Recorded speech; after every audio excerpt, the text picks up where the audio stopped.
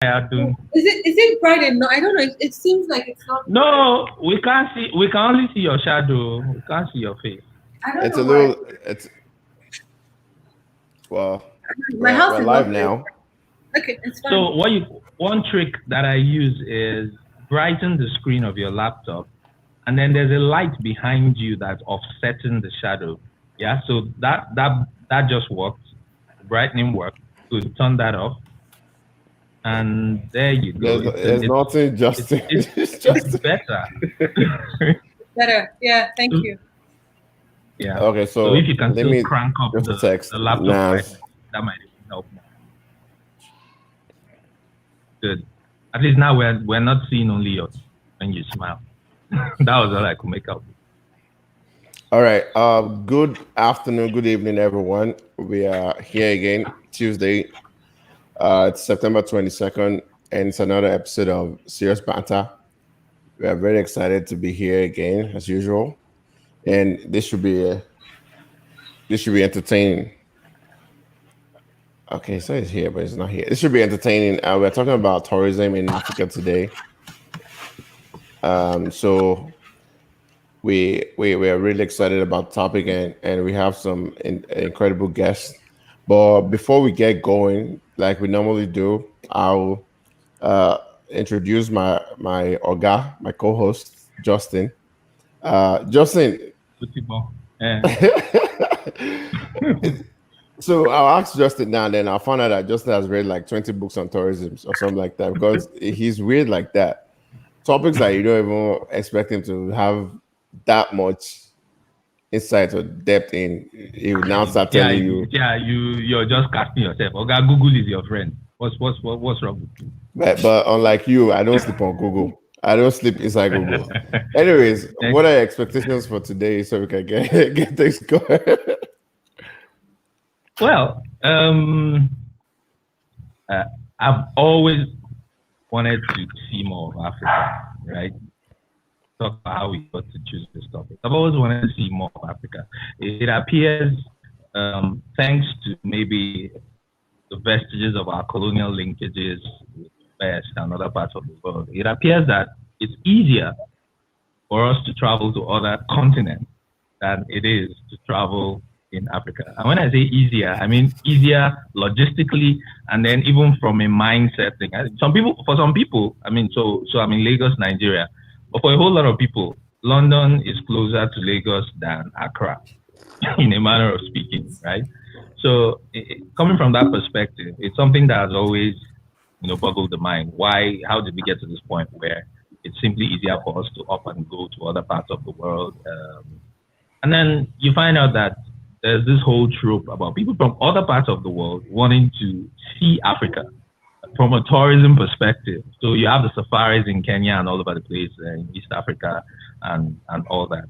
But it doesn't seem to be something that happens intra-continentally, much as it is with other spheres, right? So business is also like that. Intra-African business is a big situation. They have the ACTFA or that part that they're still trying to decide whether we are signing or whether we're not signing. So when it comes to tourism, why are you always angry? Years, why are you always angry? You should hold Bola. Ato, please, can you help me here? How was I angry now? Or how did I manifest anger? Oh, I can't see the anger. Don't worry. So you see. Wait. But I see what you're saying about easier. Everybody, a lot of people say it's easier to, travel outside Africa than around it. Well, the travel guy just joined us, so we'll save that question for him. Nazalim, if I pronounce your name well, welcome. Thank you for joining us. We're just trying to get warmed up first. Do we call you Naz? Because we have to go about asking everyone the best name to call everyone. So what should we call you? Nazi. Everybody calls me Nazi, yeah. Nazi. Means something as America. I know. I'm ready for my soldier, don't worry. You're ready for my soldier, okay. No, it's not that serious. Perfect. So, just now, have you given us the background? Yeah, so that's where we're coming from on this. So we decided to have a conversation around it. So looking at what are the opportunities? How has this sector grown for those who are players? So in finding the people that we wanted to have this conversation with, we had to look at what you do, where you are in that value chain, in that ecosystem, so that we can have a very robust conversation about. So what are the challenges to tourism in Africa? Whether it's logistic, whether infrastructural, whether How can you help us bring economic. forex into the country? I was going to ask you. Exactly. Exactly. So Yeah, we need looking to for earn. forex. We need to earn more. We need to earn more money. As a continent, which is why we also try to expand this conversation beyond Nigeria. This is a continental issue. Actually, I really So- tried though. I really tried. You being here today, I need extra credit for getting you. Oh, you tried, and I Ah. can cover most of the rest of the continent. So don't Oh, worry. perfect. Very good. exactly. Very All good. right. So So basically, that's the theme for the day. That's what I want to talk about. But you All take right. it away. What I jokingly try to also introduce is the economic development aspect of this and how all of that makes sense. So we'll definitely touch upon that. Also, Arthur, one of the reasons I really wanted to get on is I really wanted someone to put some light on the year of return in Ghana. While it was a good thing for Ghana, it was sort of like a look at your mates, see what they're doing in Ghana for Nigeria. So it's an interesting conversation to have with you as well. We Now- will not talk about door of no return. We won't talk about that. And also, there's no jollof conversation in this, even though it's 5 versus 1, so we'll beat you up anyways. But don't worry about that. Don't mind him. For today, my name is Charlie. But let me change it on the screen. Justin Charlie. Yeah, I'm with I you will today, take you Arthur. back. It's too bored. So let's get going. And so the way I would like us to start is just everyone takes like 2 to 3 minutes to tell us a little bit about themselves. Then I want to throw in one thing. How many African countries have you been to? And what's the most interesting country in Africa you've been to? So tell us about yourself for 2 to 3 minutes about yourself, what you do real quick. And then how many just the number and the name of the country. We'll get into asking for long questions in a little bit, but let's try to be smooth with this first part of the conversation. So I thought maybe you want to get us going. We have a lot of countries, though. God damn it. I'm actually just counting. Well, tell us about yourself first, and then Okay. in between, you Yeah. can be counting mentally. Great. So hello everyone. Hello everyone who's also watching. My name is Atuol Zanapia. I'm from Ghana, and I'm a social entrepreneur. I run an organization called the Ghana Think Foundation. We're a social enterprise into youth empowerment. I also do a lot of consulting in the tech and youth spaces in Ghana and around the continent. I go by a nickname Mighty African because I went to MIT and we came up with this Mighty African thing. So like we are Mighty Africans, like MIT Africans. And I see. I've kind of picked that name since. It's the name of my blog as well. And so I'm very Pan-Africanist in that sense. I like to learn a lot of things about different African countries, and I have been to Kenya, Uganda, Nigeria, South Africa, Ethiopia, Tanzania, and then Rwanda, Angola, Morocco, Tunisia, Senegal, How many is that? Togo, Burkina Faso, Ivory Coast, and then Sao Tome.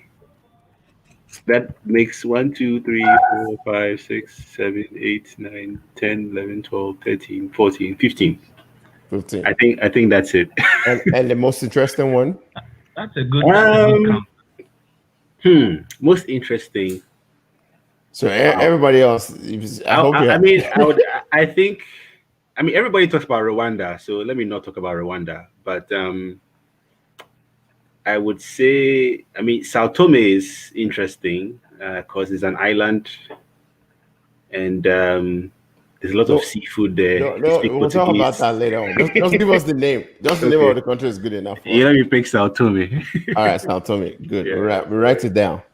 So who wants to go next? Dr. Adam. Oh, Adam.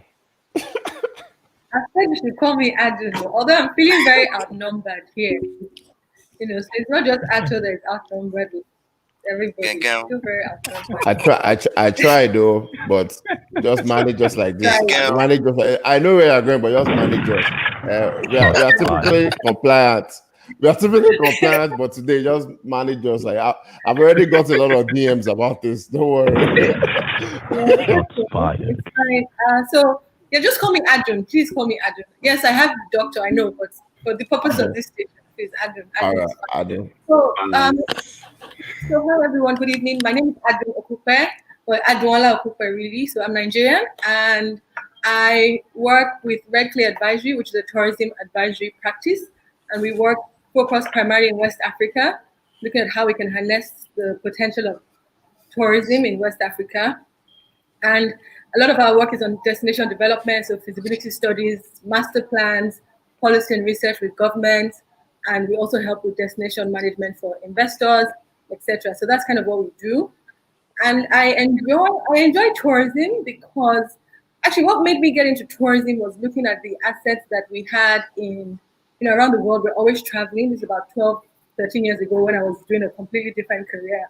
And it was that sense of, if we're all spending so much money in other economies, how much can we spend in Africa, and how do I get to learn a bit more? And that's really what led me to do a master's in development and then a PhD in tourism to see how we can actually understand tourism and do more. Now, I think Ato has won this challenge in terms of number of countries visited. But I would say that I've visited I've visited 15 countries. And if I need to list them, I will visit 10 countries. But Nigeria, I feel like counts for 5 countries. So that's why I have got. But it will be Nigeria, Ghana, Togo, Benin Republic, Cote d'Ivoire, Tanzania, Kenya, Rwanda, South Africa, and there's one Burkina Faso. So those are 10 plus Nigeria, 5. Okay. And then in terms of my favorite country, it will be Tanzania, because I just love the fact that you can go from Zanzibar to Arusha, Dar es Salaam, and basically experience beaches, city, and mountain life there. So that's it. Interesting. I was going to mention Tanzania. No, that was what after you've lost your chance. Sorry, you picked Sao Tome. So what's going to happen is after this show, everybody will now relocate to the country they chose. I don't know. I don't have that power, but if I did, that's what will happen. Nazi, we're saving Area Joe for last. So Nazi, actually, me and Justin are going to participate in this thing as well, so that you guys can get to know us a little bit. So Justin, start counting. Right. Okay. Sorry. That was all. Yes, I'm Nazi. My full name is Nazi Limebono. I'm co-founder, executive director, Travel Better. So obviously, Travel Better is an online marketplace for travel. So we launched in 2015. We've been able to grow the business over the last 4 years to be one of the top 3 online travel companies in Nigeria. So prior to Travel Better, I co-founded a business called Oya. Oya was an online marketplace for bus tickets across Nigeria. So what we did with Oya was to aggregate all the bus operators in the country. And from there, then we launched Travel Better. So yeah, I've been to a lot of African countries, probably like 22. And why reason being that hold on. You said 22 African countries. Yeah. Wow. So yeah.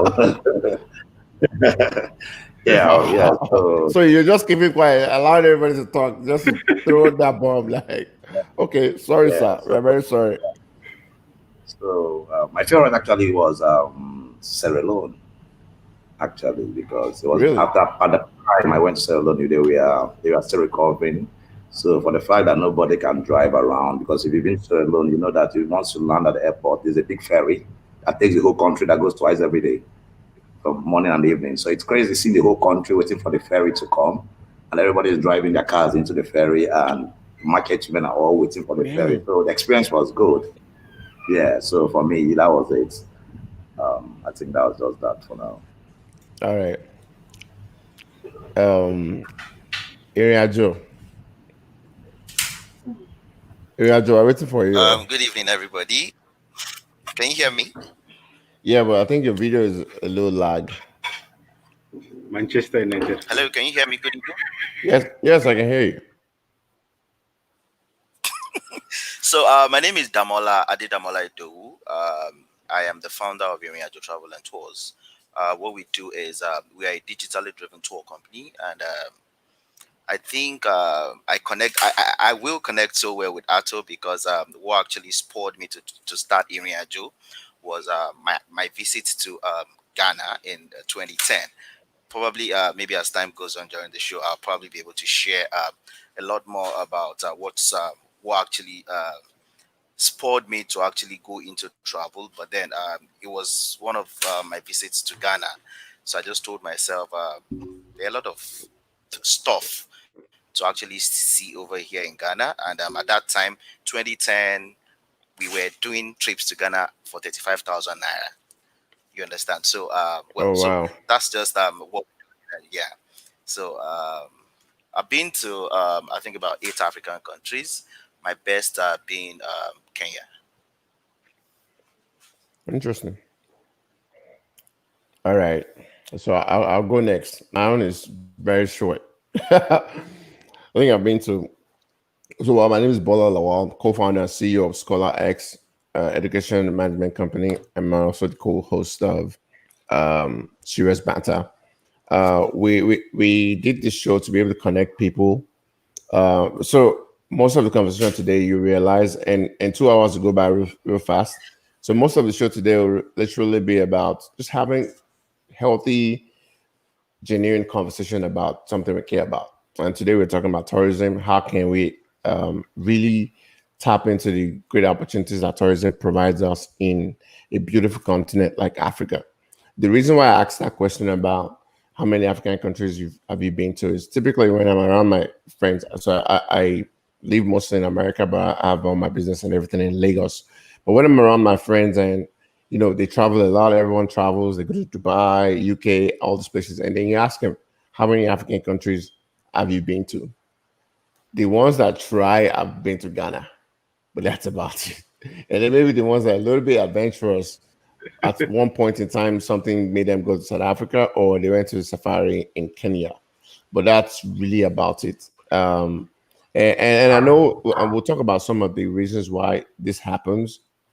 One is airfare and that whole issue of trying to move around. But so we'll tackle that.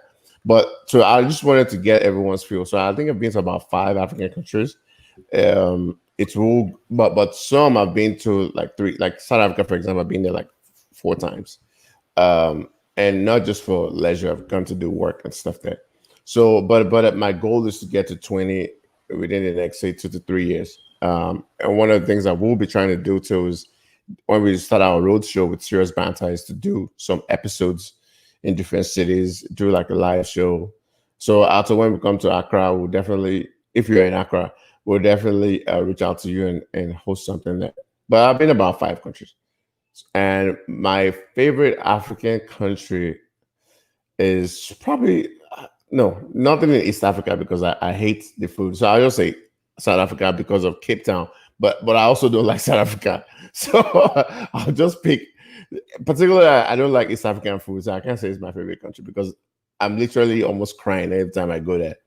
So Justin. I'm just happily watching you commit suicide. It's okay. But you know how evil you are. It's not supposed to give me a rope and say, take, don't jump. You're not watching me. You don't like Abi. You go interesting question. You said interesting country. You didn't say favorite. So me when I answered, I used no. Okay. Oh, interesting. Don't worry. We'll explore that a little later. Justin, answer your own. Okay, I think I've done like 10. That'll be Ghana, Benin, Togo, Senegal, Gambia, Egypt, Kenya, Oko. Anyone else been to any North African country? Because I don't think any of you mentioned North Africa. I've been to Tunisia and Morocco. Oh, Tunisia, Morocco. Okay. I've been to Morocco. Does Mauritius count? Supposed to go to Egypt. Mauritius in Africa. Why not? What's wrong with you? Yeah. I'm just double checking because that's my favorite. We won't ask you why. Don't worry. So let's dive in. Let's just get going. What when we talk about and I don't please lead us on. When we talk about tourism in Africa and what the opportunities are, kind of give us like your first rundown of what this potential that people keep talking about can actually look like. Okay, so how academic do you want this to be, or should I just?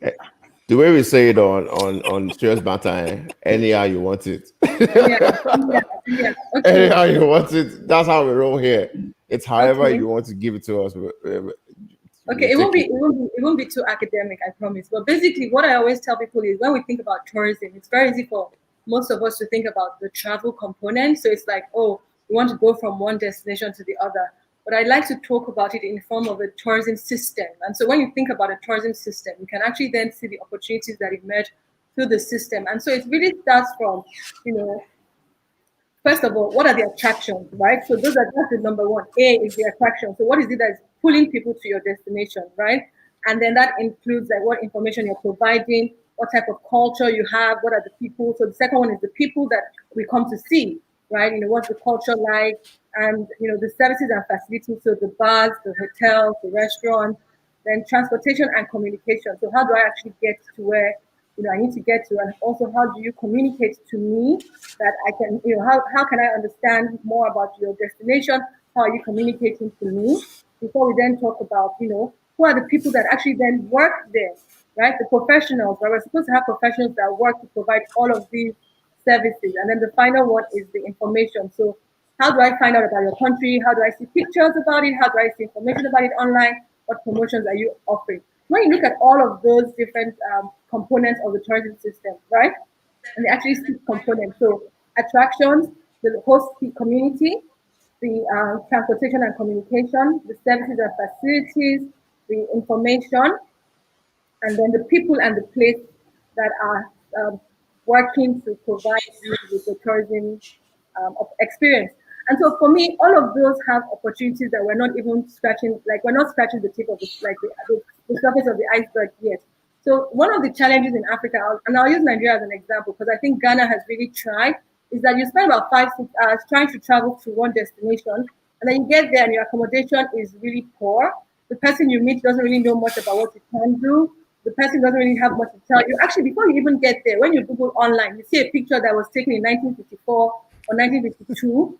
Sorry, I hope this is only for Nigerians, But you see a photograph so nothing is really there to sell the space to you. Nothing is really there to even articulate that this is why you should come here. There's not even tourism branding as such, right? So I think India is really good, right? They've done incredible India. You have Malaysia, truly Asia. So you have all these keywords, visit Japan. But in Nigeria, we're still confused. And I think a lot, even across West Africa. So Ghana really tried. I'll talk about my issues with Tour Nigeria. It can't be Tour Nigeria. It has to be something a lot more, evocative.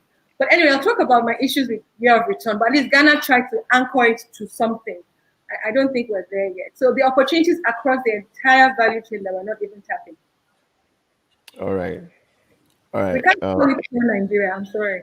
But I'll wait. Don't worry. We're actually supposed to have him here today, but okay. We'll convene another day, a special session for that.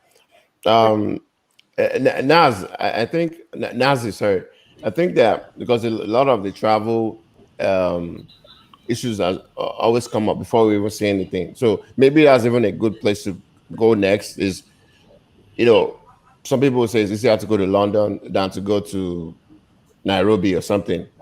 You work in this space, it's your domain. You guys see numbers every day in terms of where people are going and what's coming up and everything like that. Give us an inside view into what the travel situation is like across sub-Saharan Africa and how that is a key component to the developments or tapping into the potential we can reach with tourism. So you kind of just take us inside. You're a professional at this, so let us kind of see from your side what you guys are seeing and why things are the way they are, and what are the rooms, how can we improve? Yeah, thank you so much. The truth is just that for me, whenever I discuss tourism in Africa, it's always like a big headache. That's the truth, because a lot of people come and say X, Y, Z, that if you put this together, this works. If you put this together, this works. But the truth is just that in Africa, one of the biggest challenges that we're having today is policy changes. There are no strong policies around tourism, and also having a lot of problem around investment in the sector. But yeah, across Nigeria, sub-Saharan Africa, a lot of movements have been consistent. Nigeria is a case study. Nigerians travel, from experience, the most traveled destination for Nigerians is Dubai. So people think it's London. It's not London. That's the truth. Why is Dubai the most traveled destination for Nigerians? And I'm sure most Africans is because of that's why sometimes when I talk about the UAE, what they did, they sat down and look at the Europeans, they look at the Americans, and they picked the things that they got right and drop the thing that they didn't get right. And that's how they were able to fund the UAE. So when you look at the Americans, what they did, they know that the biggest problem to travel to America today is visa. A lot of people can't access visas to go to US. So what they said, okay, why should we give people visas for 2-3 years? We can as well issue visas for 2 weeks, 1 week visa, and probably put a banter or put a premium on anybody that travels, because that's what they do. They put a premium on anybody that travels. If you don't return, the travel agent that issued that visa for you pays $5,000. If you don't return. Yeah, of course. If someone processes a Dubai visa through your agency and you don't come back, you pay $5,000 to the Dubai government. So by default, what does that do to the agency? We'll go to extra mile to do our own DD to be sure that this guy will travel and come back and X, Y, Z. So with that, what they did naturally was to open up the country for a lot of people to come, tourists to come. People. That's why till today, one of the most traveled destinations is Dubai. The only people doing it close to them currently in Africa is Ethiopia. Because really? Now if you go, currently, yes. So if you go to Addis Ababa, you'll notice that they're opening up the country. Their connections are amazing. Probably because of the airline, right? Because of Ethiopia Airline. So aside from the airlines, there's a significant increase in their infrastructure generally in Addis Ababa. So aside from Dubai to date, the hub where Africans connect the most currently is Addis Ababa. So that actually works for them. So for us in Nigeria, I keep saying that we'll have a long way to go because our infrastructure deficit is crazy. And if we don't start harnessing or try to put things in place for us to be able to get those things right, then we'll struggle in order to meet up. And also, as a country, it's also good for us to decide the sector that we want to play. I will always say it. Because a typical example is, if you look at people like South Africa is very good in business visitors. So why is it that Nigerians can't control conferences? Why is it that Nigerians can't have exhibitions that will bring international tourist people to come to Nigeria to be able to visit? Because by default, when we start creating all those things, what that does to us naturally is that there will be a spike in hotel investments in Nigeria. So by default, there will be FDI. And once there's FDI, there's job creation. Once there's job creation, you see that they will, by default, our local content will start developing. There are a lot of nice tourist areas in Nigeria. If you go to Ogun State, there's nice waterfalls everywhere. Why is that people are not going there? People are not going there because of 3 things. First of all, governments are not involved. Because if governments are not involved, the local community can't even develop what they have. Because if government comes in, they can be able to develop what they have. And the only way they can develop what they have is when the private sector guys come and bring in the big bucks to be able to develop those areas. Investments. Yeah, exactly. So if those investments don't come in, it's going to be difficult for us to have destinations that people want to go to. Nigeria is blessed. Africa is blessed. We'll have rich culture. That's the gospel truth. But we need to be able to do the right things to be able to tap into those cultures. Nancy, let me ask a question quickly on what you said about Ethiopia. Can you guys hear me? Yes. On what you said about Ethiopia, right?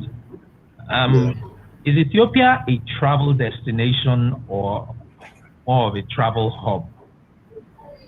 from your So view. Ethiopia, so Ethiopia, yeah, exactly. So Ethiopia is more of a travel hub.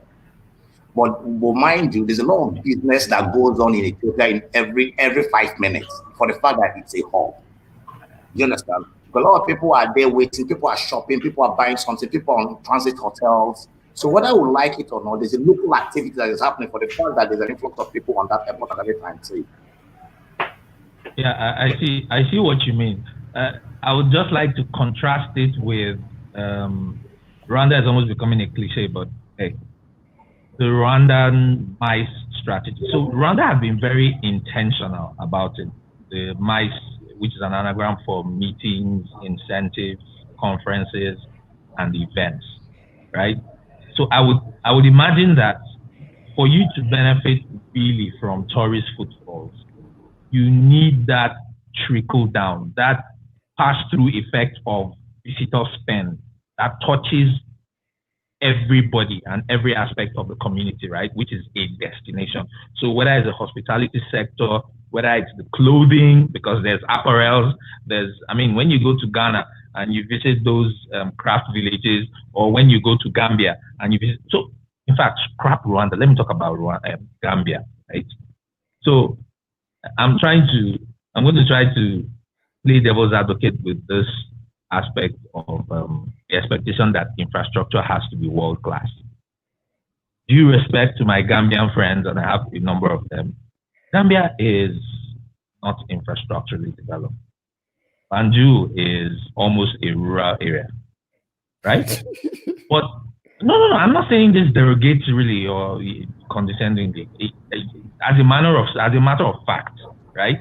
You have that one straight road. There's no spectacular infrastructure to speak of. Do you understand? But there is a culture that is accepting and welcoming visitors, because that is all they have, right? The tourist footfalls. Now, how do we explain that? Banjul, Gambia is a destination for tourism. It's not because you're going to go there and you're going to see 5-star hotels all over the place. No, it's not like that. It's that one strip of beach, right? And the 2 or 3 resorts that they have. And that's about it. But they've created such a welcoming atmosphere. So I'm saying, is it really true that you have to transform into a Dubai, right? And you have to invest all these billions into infrastructure for you to take advantage of tourist footfalls? So for me, like what you just said, like when we're highlighting the country that we've been to Africa, I say Sierra Leone. I didn't go to Sierra Leone. When I said Sierra Leone, I meant because I can relate to what you just said. Sierra Leone is not the best country in Africa. A lot of people say South Africa, Cape Town, Durban, and all that, because the technology there is amazing. The places are nice. Yeah, for me, flyover. So for me, Sierra Leone is a very local. If you know Sierra Leone, Freetown very well, it's very local.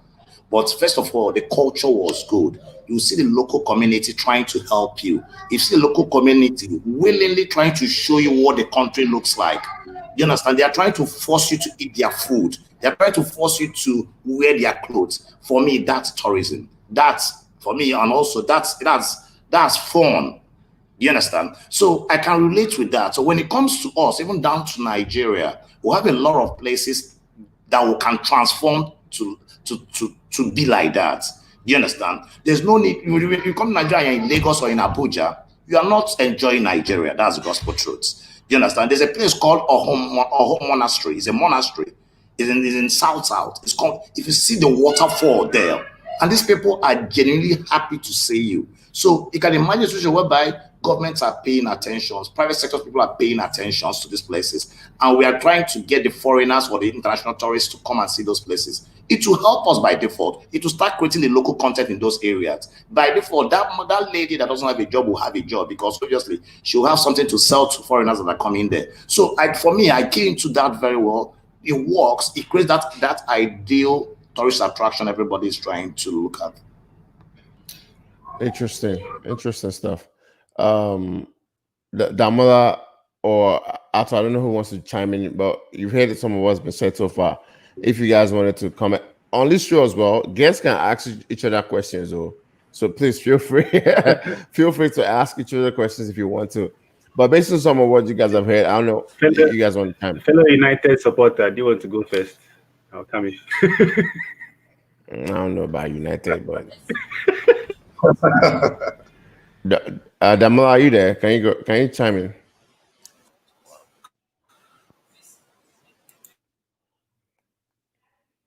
After if you're there, you okay, sure. So a couple of quick things. I think Rwanda and Morocco have done a very good job so far as the kind of like the conferences and MICE related thing that Justin mentioned.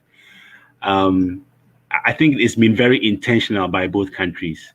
If you take Morocco, for instance, Marrakesh is basically a conference city. They have so many international conferences there, and they have so many hotels just because of that. And I think Rwanda has also started to do that very intentionally. I think one of the key things around this whole conversation is visas, right?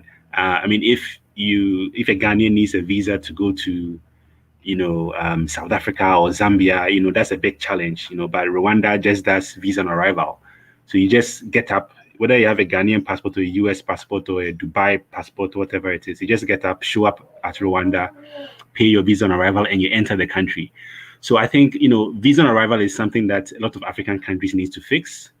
I can't tell why countries just don't do visa on arrival right now. It doesn't make sense to me. So I think a lot of African countries need to fix that. So I think that's what I'll say for what has been said so far. Maybe just around the year of return quickly. I mean, I think, the government, was very intentional about year of return. I think the funny thing is, a lot of us in Ghana did not really know about the year of return until we saw. Since you are on that topic, can you just give everyone a brief overview of what that is about and kind of how that went down and what came out of it financially, culturally, and everything? Since you are on it, just dive into it. So the whole year of return idea was to kind of get a lot of people from the diaspora to come to Ghana to visit, as tourists. 400 years after, I think, slavery was abolished or something. So that was the idea. So, year of return. And I mean, there's, I think, the Cape Coast Castle, which is one of the popular tourist attractions in Ghana, where a lot of slaves were, and, through Cape Coast Castle, they went to, other countries. I think there's a door of no return there, which means that, once the slave passes through this door, they don't return back into their country, right? So the year of return is, people are returning. And I think in Christmas 2018, all we started seeing was a lot of popular, celebrities, Black American celebrities in the US were in Ghana. And we were like, what is going on? And apparently they have come for year of return. So that's how a lot of people heard about it. So I think that the government did a very bad job promoting it to people in Ghana. But once we got to know what was happening during Christmas, the government started to talk a lot about it. So we knew 2019 was the year of return. And I think it was very interesting, especially for how people were hearing about it. So I mean, different friends in the US reached out to me saying, oh, we know of a year of return, we are planning to come to Ghana. And then they were asking about places to visit and the logistics of it. So for me, I think logistics is very important when people are trying to visit a country, because things are not so, I guess, well set that you can just enter in the country and just go everywhere without help. And I think that is something that a lot of the tourist attractions even kind of leverage on. So there are a lot of tour guides, so when people are trying to visit the country, they would ask, can I get a tour guide if my friend can't send me around, right? So normally it's like, can my friend go with me to these tourist attractions? Because it's something very important for people who are visiting the country. Like when I visit a country, an African country, that's the most important thing for me. I normally want to hang out with the people even more than going to tourist sites. So if we have time, we'll go to tourist sites, but I want to eat the food. I want to go to the clubs, that's my interact with the locals. Yes, that's my most important thing. Yeah. So I think similarly for people who wanted to come to Ghana for year of return, they were looking for tour guides. They were looking for people who could, help them. I mean, Uber became a big thing because people wanted to use Uber. But I think the government could have done a better job selling it to locals. But all in all, I think it went well. I think after 2019 ended, a lot of people were talking about what percentage of Ghanaian-owned businesses benefited from this, as opposed to foreign-owned businesses benefiting from this, especially if you talk about the hospitality industry and things like that. So I think that's pretty much the discussion. But a lot of people were excited about it. A lot of people, I don't really know the numbers. I don't remember the numbers now, but a lot of celebrities came, and it really threw a good light on Ghana. Did Ghana really make $1 billion? I don't know, but I think, so that's the question, right? Do you mean Ghanaians? Are you the Minister of Finance? How much was spent? Right? I think for how much was spent is probably around how much was spent? I think it could be around that number because a lot of people came through. People increased, different prices because they were in. So it also helped, raise more money. I think, it gave a good light to Ghana. I think CNN and a few websites started talking about Ghana as a place to visit just because of your return. So it was very useful for us. It was very great for us. I think the other good thing is that even on the investment side, right? So you have a lot of people who came to Ghana maybe for the first time, looking to buy houses, looking to invest in startups. For my consultancy, I work with startups, and there's one of the startups really benefited from a lot of African Americans who are in the country, who are funding some of the things that they are doing. So I think all in all, it was great for us. I think we could have done a better job so far as the government is concerned. But I think it went well. Interesting. I know Adon has some interesting smile on her face, so I know she wants to talk about your return. So please go ahead.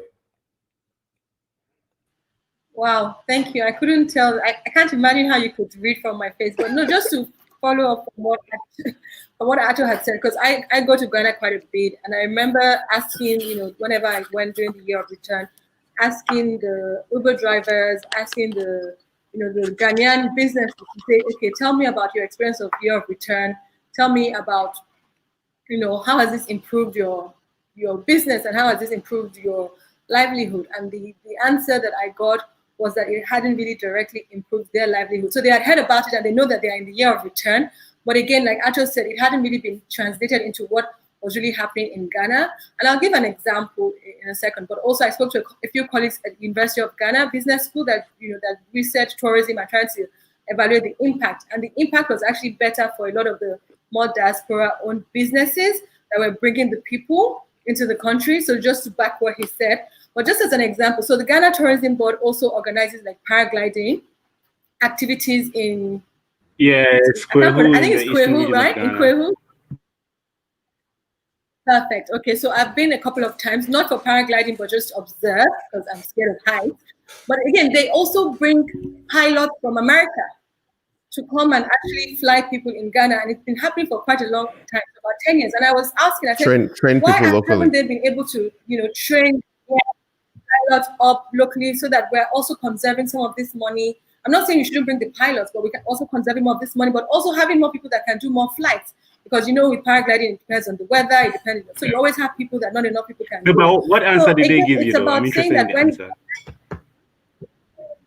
So I actually asked the Ghana Tourism Board person that I saw there, who had relocated because of year of return from Canada, and so she was now telling me about her own disappointments as well, in terms of just she came under this, the auspices of that this was going to happen and it would change. But again, with the African factor and how we plan things in a systems approach, we hadn't really thought about joining a lot of the dots. So that was the answer I was giving. And then I also went to their offices to just ask. I'm a researcher. I want to know more. And it just appeared that really people hadn't really thought about what are we trying to do here. So again, I'm backing up what Ato said. It was like it's like we want to do this, but what are the results for us? What are the critical success factors? That really wasn't thought through. So maybe a proper impact assessment wasn't really done. Maybe it might have just been one of those. This sounds cool, and then the year of return name came about, and ever just latched on upon it, and it may not have been as organized as what people think. Because for me, I'm also just wondering where are the Ghanaian pilots? right? No, so yeah, but they're starting to come. So I know a couple of them now that have gone to train in South Africa. Okay, that's good. They are doing that. They're doing that on their own. So by their, on their own money by themselves. It's not being funded by the government. But then the question you ask is that if for example, you look at Taiwan or the Chinese economy, right? When they wanted to train mathematicians, physicists, etc., they invest. You invest in that sector. You train people and you bring them under a bond to work for a few years. Why aren't we seeing more of this happening in our own sector as well? It's not really that much more expensive to train someone where they can then have the knowledge, they can then conduct the flights, and that all of that knowledge is retained. And then more than anything, they can also train other people. So if you look at closing the loop, it's not just you bring someone from America, they fly, they go back to America. It's like, how do we close the loop? And it actually ensure that Ghanaians can paraglide all year round, for example. I would say I'm not quite sure it should be the government's responsibility, but for me in general, I feel like we depend on government a lot, and there are some things that private sector must take up. But well, yes, the government pays for the pilots to come. I mean, I'm not saying it should be government responsibility, but if the government is paying for pilots to come from America, okay, makes sense. Yeah. Nazi, do you want to chime in before we switch gears on something else? And how much money did Travel Better make during year of return? I'm asking for everybody's money today. I'm sorry. I know. So for me, the year of return, I think it was a very good move by the Ghanaian government. I think it's good. The truth is just that we can't get everything right on the first day. There's always that. Yeah, exactly. There's always that room for improvement, which I think the government is doing that already. And also for the fact that they're already creating that awareness that people can come from different destinations to Ghana, that's huge. When they did it, whether there was direct impact on the locals at this stage, I think it's too early to start deciding that. Over time, I'm sure those things will happen. The foreigners or the people in diaspora obviously made the big bucks because they were more organized, or they had an institution to be able to make those money at the time. And the truth is just that if they keep doing what they are doing, there will be more FDI in the country. And by default, naturally, the locals will be employed. There will be jobs. There will be opportunities. The most important thing at the stage is continuity. That's for me, and I think that's the most important thing at the stage. So it won't be a one-off. So what is continuity? Go ahead. Sorry, go ahead. Yeah. So I'm okay. Yeah, I can go ahead. So what I was going to say is that it's probably too early for us to make a judgment call now because it's the first one. And so let's say if we do maybe 2 or 3 more, potentially we can now say, okay, this is the impact. But I want to push it out. Bola, can I say something quick? Go ahead. So, I mean, the government instituted 2020 as a beyond the return year. So they are still trying to get more people to come in. It doesn't have as much of the publicity as last year, but I think it's an ongoing process. And, I think, just a lot of the travel agencies have started to work more and more on this.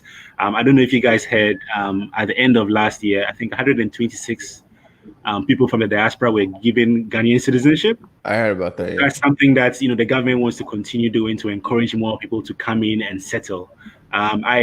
My mother and I run an Airbnb in Kumasi, which is the second biggest city in Ghana. And there's one of our most recent guests.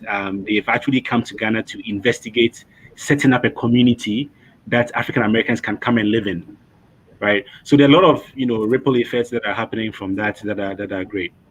Yeah. Interesting. But I wanted to also to that. Sorry, go ahead. Add to that. I remember really well where a lot of people bought the package from us last year. It was crazy. I was going to ask you. In fact, I asked you, but you refused to answer. How much money did Travel Better make from your return? Kobe took all that, don't worry. Okay, all right. Kobe took all that. Well, that's fair. Yeah, a lot of people asked for the package if it was good. At the point, you couldn't even get any hotel close to the arena. It was crazy. So people, I'm sure you guys know that people were even staying 2 hours away from the main arena. So it was the demand was. I was so jealous about that. That's gospel truth, because you can see a government that had a vision, and what they did, they sat down, they thought about it, and they sold it to people, and people keyed into that. And it can happen to any other African country if we think alike, if we decide to call it a project. But there must be a plan. If there's no plan, all those things can't work. But the most important thing is continuity. There's one observation I had too, though, because I was in Nigeria around that time. Quite a few amount of people stopped over in Nigeria first. Of course, now that's what the So I just want everyone to just hold that thought. We'll talk about that in a little bit. I know Damola, you want to chime in? Yeah, I was actually going to comment on what you just said. So I was also in Ghana in December. I think we had a fantastic experience. Looking at what Ghana has done, it's part of what shapes my own belief about tourism. Not be in Dubai where you're selling desert safari, you're selling Dow cruise. As a country, you need to own one product. And back to what you have said, look at December. Ghana is beginning to own it because all of our clients came in 15th, 16th, 17th, 24th, maximum 26th. They started leaving for Ghana because their idea of dirty December, which I think used to be a thing in Nigeria, which is of course rapidly disappearing. You know, people were just moving out off to Ghana. If you remember very well, what's it called? Calabar Carnival used to be, you know, not that big, but then, you know, what some people used to plan towards, you understand? But then Ghana is beginning to own that narrative. Dirty December, the year of return. So for me, I think my own suggestion is, as a country, you can't do everything. If people want to do Dirty December, let us know that, oh, okay, we are going to Ghana. If you want the fantastic beach life, you know, the groovy kind of, you know, you understand, oh, let us go to Lagos, Nigeria. So I think that would be a perfect starting point if we are thinking of developing tourism within Africa. So just say, oh, you want to go to East Africa for the safari, you're going to West Africa for the Dirty December and the beach life, and you understand. So for us to develop tourism, we can't do everything all at once. Just own one product, which Ghana has already done. Unfortunately, it was stolen from Nigeria. Are you sure? I mean, it wasn't stolen from Nigeria. I've been going to Ghana in December for when I went to the US. December in Ghana is the ish. I think it's a win-win. The perspective that I take to it is Ghana. This is just Ghana here now. This is Ghana. This is Accra. This is Lagos. It's just next door. And like you said, Damola, there's a riptide effect, if you like, or a ripple effect. It's not a zero-sum game when you look at it at the subcontinental level, because making the hop from Lagos to Ghana is one flight, and it's a 45-minute flight, right? So I actually think, I mean, we can complain about the government, and we all know on both sides of the coin when Ghana and Nigeria are looked at. I mean, we'll have a lot to complain about. But I think as the private sector people should actually jump on this, because as we are doing this post-mortem on year of return, what I'm actually hearing is all those things that weren't done right the first time out are actually opportunity areas, right? So Ato spoke about the lack of organized tour guides, and that's a huge part of that whole ecosystem. So that's an opportunity area. Uber became a thing. So there's an opportunity in transport logistics, right? Bring people around. So all of these things. And then when you jump back to Nigeria, Ghana might be more organized, might be more intentional, but the anyhowness of the Lagos party scene in itself is a product too. Yeah. I do sticking ahead. Wait. Sorry, I second that. Just so you know. I don't hear me out. I'm serious. The anyhowness, listen, I don't know where in Accra or Kumasi that you can, within a 2-mile radius, find 5 clubs, 5 top-notch bars, 5 top-notch lounges that are pumping. And you go to all of them that night. Yeah. No, just to know, in Accra is a break. There's a street no soup and you that has go a lot of clubs. And then Kumasi too, there's a street that also has a lot of clubs. Charlie, I know I said me and you are together on this thing. Are you comparing Lagos party with Oga? I accept. But you get what I'm saying. No, but if I could the say point something is that quick these about two things can play off one another. Go ahead, Ato. To say something quick about Lagos party My point scenes. is Just a quick one. Justin. Okay. Damola, can you hear us? Damola is breaking up, I think. Yeah. Damola, Sure. hold on a second, please, because I want to take you somewhere. I want you to go somewhere. So please hang on. Ato, finish your comment. Finish your comment. And Damola, I want to go somewhere with you. I've been to Lagos several times, and my challenge with Lagos, the party scene, is I feel like if you don't have intel and your friends don't know where the parties are happening, you don't get to know about them. Okay, but that's it everywhere in the world. Anywhere in the world you go to. If you're not in the crowd, if you don't have the intel, you don't. That's a bit different. It's a bit different from Joburg, Kampala, Nairobi. Like, there are places that you know that if you go, it will be happening. Right? Ato. So it's a bit different. I mean, maybe they're talking to you in the comment section. They say you need new friends. I don't think so. I don't think at all. I mean, you do exactly. You don't have the right set of friends. That's fine. You can say I need new friends, but for me, it's easier in other cities. Like, I don't have to have certain friends to know where things are really happening. After you know me and you, we are cool, but looking for a place to party in Lagos will never ever be anybody's problem. Okay, good. So this is where I want to take it, Damola. I hold that comment you wanted to give. You start with that, but where I want you to take us is you are the tour guy. You do a lot of tour. You take people around Nigeria, around the world, and everything. And then some things were highlighted about the year of return, some gaps, some business opportunities. Now, because you already been doing this, you've done this for about 4 or 5 years now. Kind of for maybe I have some change in my pocket, or maybe I have some friends that maybe want to invest in tourism or stuff. What are some of the business opportunities that someone, because it seems like there are a lot of opportunities, and a lot of times when we look at it, business opportunities come in different sizes. There'll be the big infrastructural thing where, okay, go and put money into Napa, or did you guys see the video about the Las Vegas, Calabar, Vegas? I don't know if you saw that video. But God bless you, Calavegas. Please, you should not spoil this show this evening, please. I saw you were in the consultant on that project. Okay. So there are those sizes, and there's like, okay, I want to buy a couple of vehicles to give people tours, or I want to do something. So take us into that realm of business opportunities, maybe from not so much of a huge corporation type business, but like 1 or 2 or 3 guys can get bound together and put some money together and start business, whether they want to put something in a last year or don't do it all. But get us into that world of, if you want to get into this is what you should be looking at, and these are the opportunities. But then don't forget you can start with the thought you had before. So let me just answer your own question first. For a developing market, for a developing travel market, I think there are a whole lot of opportunities, a whole lot. Logistics, infrastructure, name them. Look at, if you go to Gambia, for example, during the peak period, it's always very hard to get accommodation.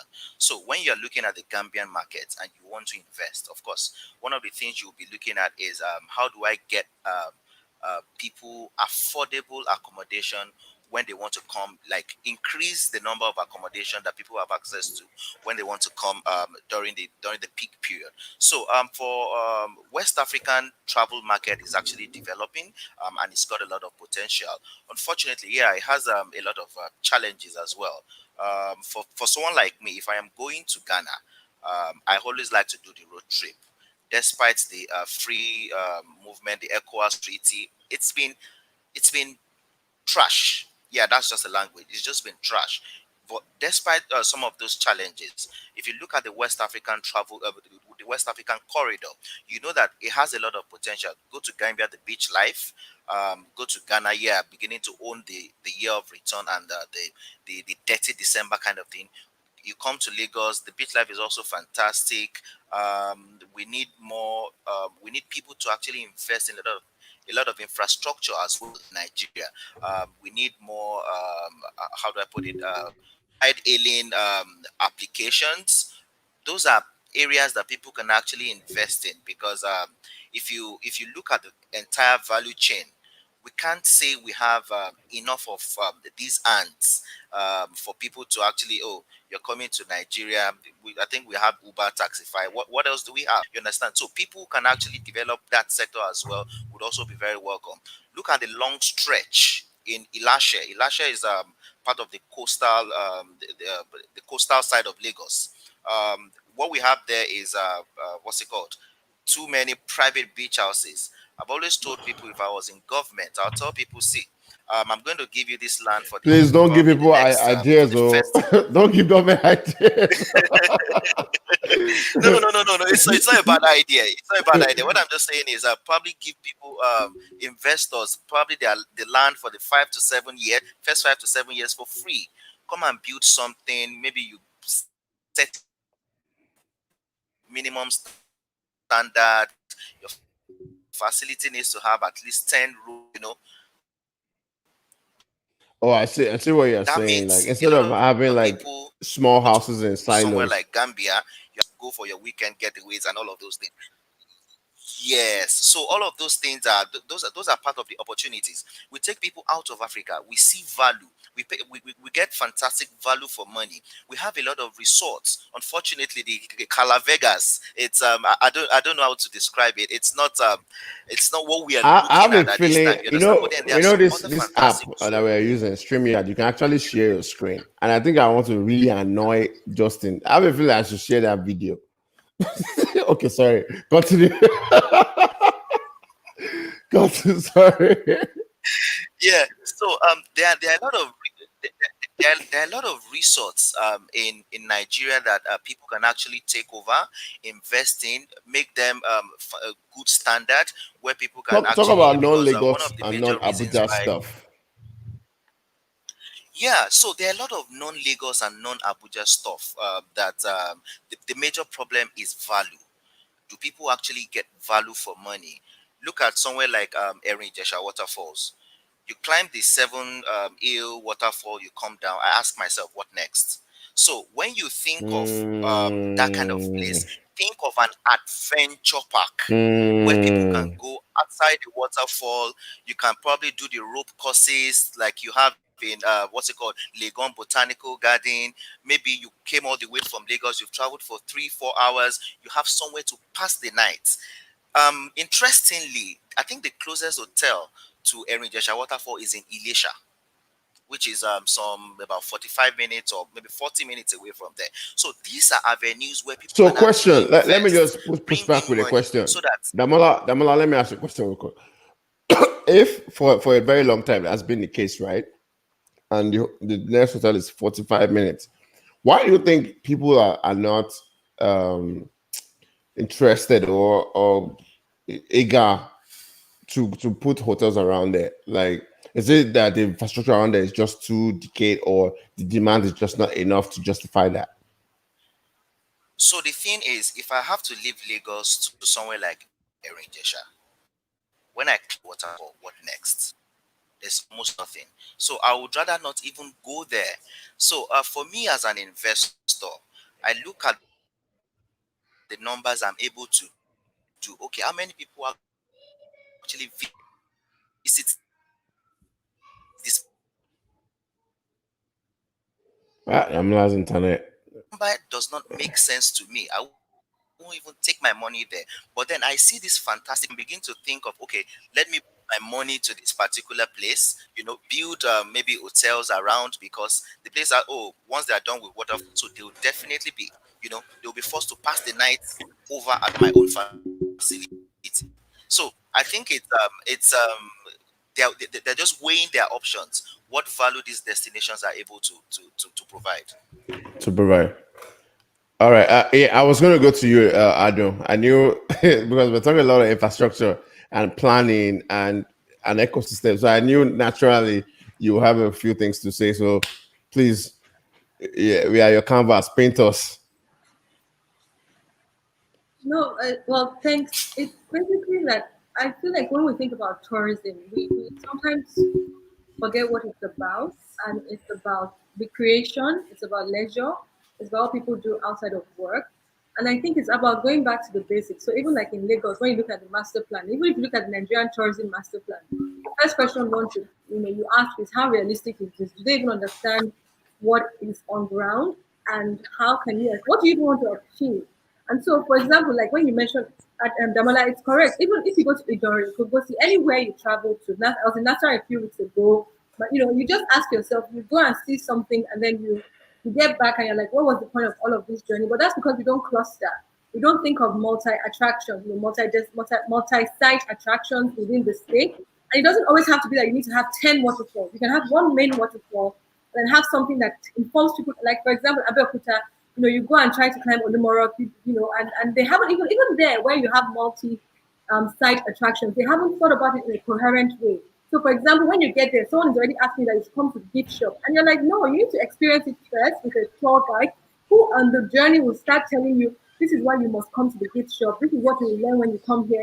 Something that sells the destination, a sense of arrival, a sense of, oh, it is worth coming here.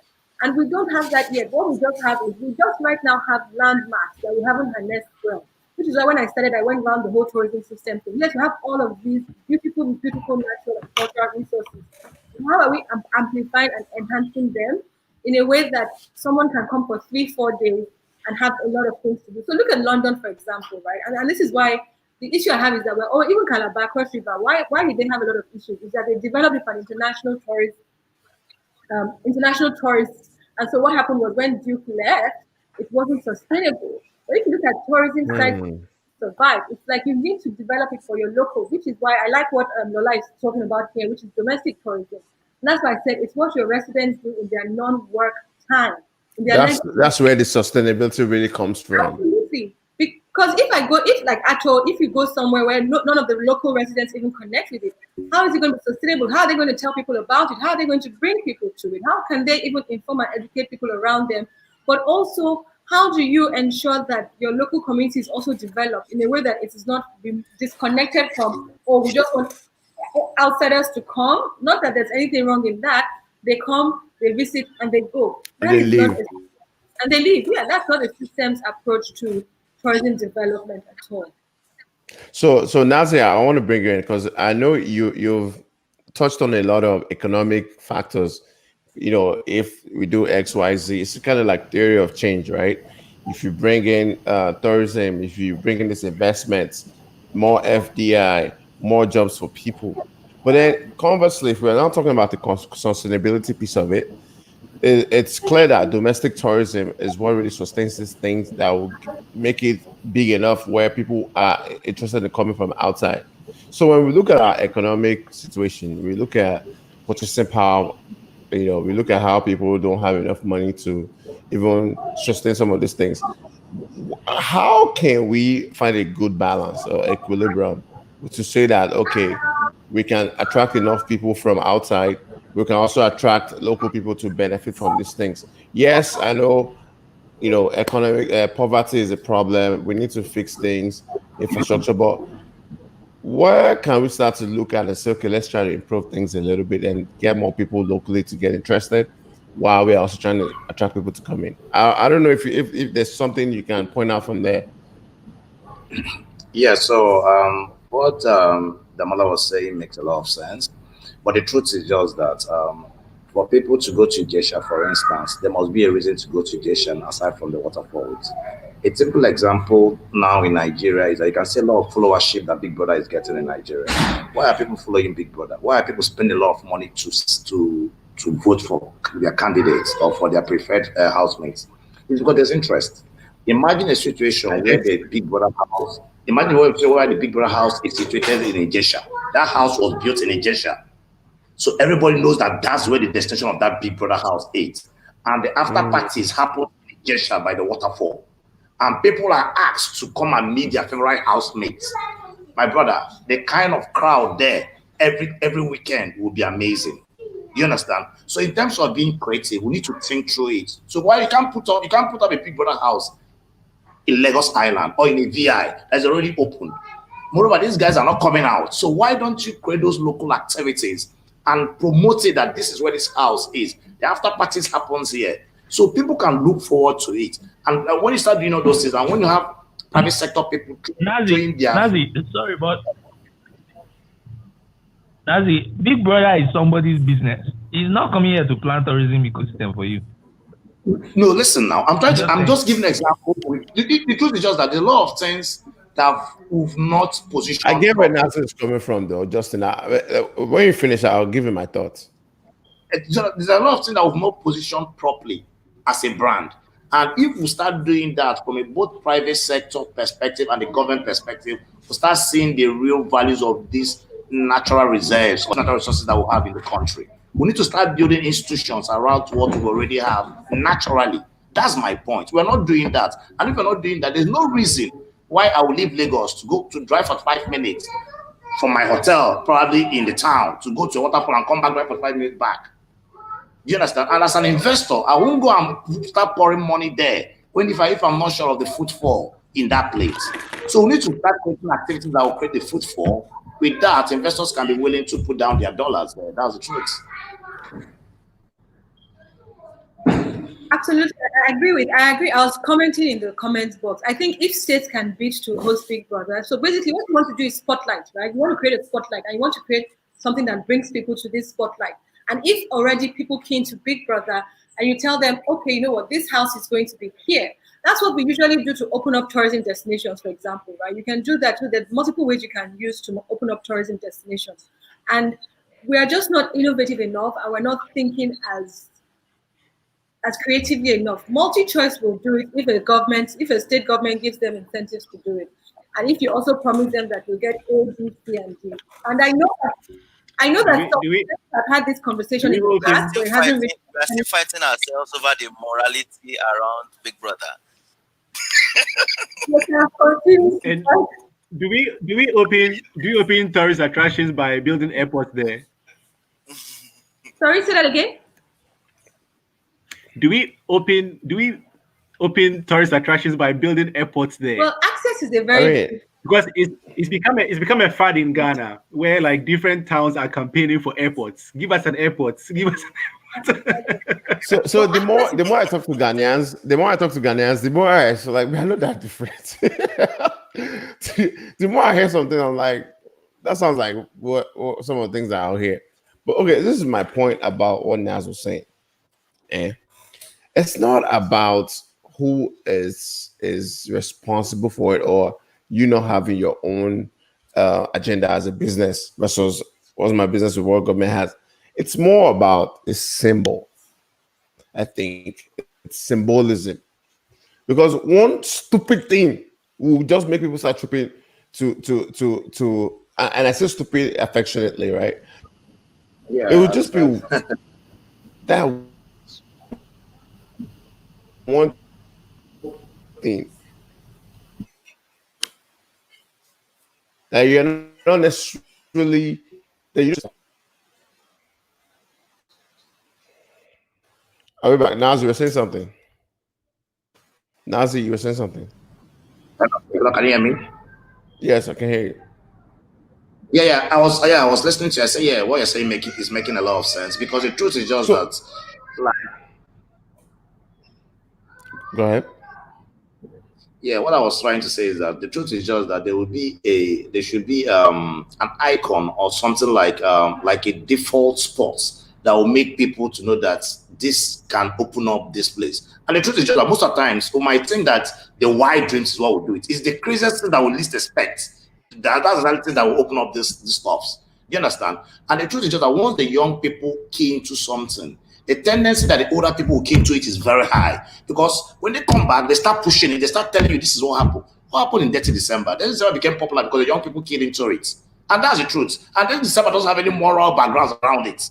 If you're talking about morals, you understand? It's madness. And that's it worked. Do you understand? So mad things work naturally in Africa.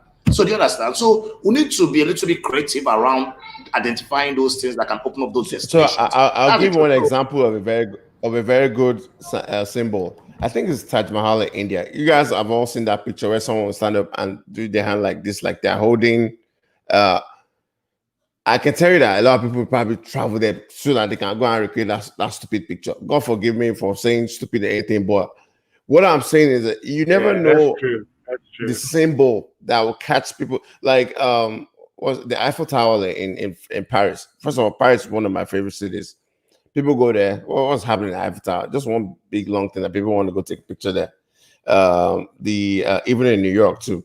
So we have a lot of those symbols scattered around Nigeria, and I'm sure there's a lot of stuff in Ghana as well. How we can build the branding, and I know Nazi, you built a company, so you understand the value of branding a lot. I'm not saying nobody else does, but I'm sure you do. And if you can put an icon or a branding around something, it really, really changes it from ordinary that waterfall to like, oh, so we're spending a day at Ikogosi to like we're going there for a weekend, or we're spending a week there. And the reason why you go spend a week there is because you have a lot of things you can do as an kind of building an ecosystem around it. Justin, I know you have a lot of pushback. So what are you really thinking about? Okay, you know what? And I know that you always try to draw parallels with policy.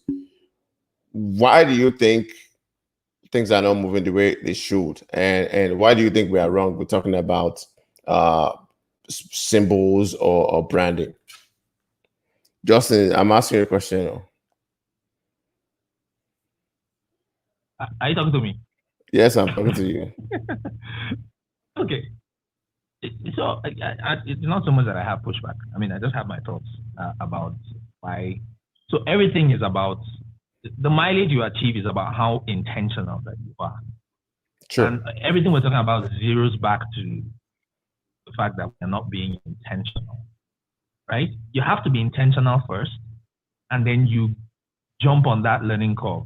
So we see Ghana being intentional, and I love what they've done.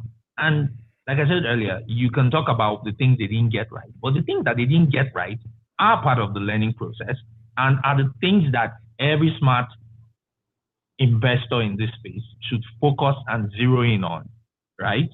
And go and start solving those problems, because the government has done what they are supposed to do, which is set the playing field, set a policy position, set out a multi-phase strategy, right? Which, by the way, year of return, somebody in the comment section rightly said, the year of return is just phase one of what is a multi-layered strategy. Parallel to Rwanda again, they are very intentional about it. When you bring it back home to Nigeria, our glorious anyhowness is all that we have to deal with. And just like in so many areas, whatever mileage for the foreseeable future that you're going to get in that space coming out of Nigeria, it's going to be people like Damola bootstrapping. It's going to be people like Nazi bootstrapping. Don't expect too much from a policy support position. If anything, you should be girding up your lions, and this is me being very cynical, but with good reason. You should be girding up your lions for regulation, and that's why Bola was trying to shut you down when you were talking about Elashe, right? And Takwa Bay and all those places. So people are having fun right now. Please don't come and draw unnecessary attention. You have people doing great stuff in that space. So I wish that we could have gotten Gossi here, right? Gossi is doing Lagos boats, and a number of people are doing the boat thing, right? And they are tying it into a small, privately driven ecosystem of people building those beach houses that you see in Elashe. That's without any government presence or intervention at all. There is no power in that place, right? That place is off the national grid, for starters. If the government had any inkling, any idea of what they could do with that strip of land in front of the ocean, the first thing you would have done was to put power there. But all those people who built all those beach houses there are self-powered, right? They have solar, they have all of that. And there's a whole ecosystem around it. That community there is doing so well because of the presence of those people there. Imagine all of the guys, the boat handlers, all the people you see when you go to Takwa Bay and all of that. That's a whole community thriving based on domestic tourism activity. Because this is normal Lagos people who just want to distress on the weekend, jumping on boats, jumping on jet skis. Yeah, jumping on jet skis and going across the water. there is, on the public policy side, there's absolutely no intention. But it makes you wonder because, you know, we have people whose job titles are commissioner for culture and Justin. what? Thank you, quiet.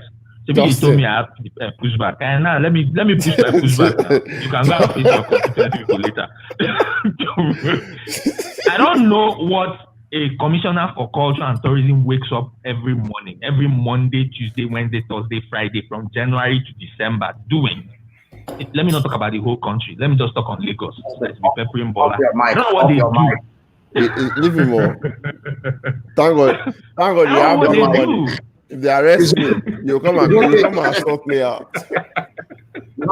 You have business to protect. It's okay. Before let me shock you. Let me shock you. Hold on. Let me shock you guys. I think it was about two or 3 weeks ago. Okay. Prior to that time, I identified one fantastic destination that could offer a lot more value if there was investment, a whole lot. Investment in that place, I was 200% certain the government did not have. So what I did was to get in touch with the governor of a state. I will not mention the state. Who, it's like I have a good relationship with. So I gave him my idea. Fantastic. So what he did was, this thing is really nice. Of course, government does not have money. We're not asking government money. What we have identified something that can. I like when they start with that statement. Anytime we present something, I like when they start with that. Government does not have money. So you know what he did? He gave my number to the commissioner of tourism, not his own number to me. That one called me like immediately. So his Oga said he should call me. That's this, that. I said, yeah, this is the idea I have, and makes a lot of sense. So we fixed a meeting for like a week after. So fixed the meeting, sent him a message the night before. Okay, I'll be traveling. I had to travel for about 5 hours to get there. So I'll be traveling down to come and have the meeting, have a sit down, preliminary talks, and let's see how we can start and everything. You know, I spent 2 nights in that state and I did not see the commissioner. What? Let me try and calculate 5 hours from Lagos. 5 hours from Lagos. That's Delta. Stop it, Justin. Stop. Justin, stop that calculation. 5 hours from Lagos. That's Delta State. Let's talk offline. I was spot on, right? Justin, go away, please. Justin, in fact, I will offer your mic from here. I did not see him. I got to his office. He wasn't around. I did not see anything. He wasn't around. He was in meetings. Off your mic, just. So is that how? That's really tough, especially when the governor has helped set this up. That's really tough. To ideas.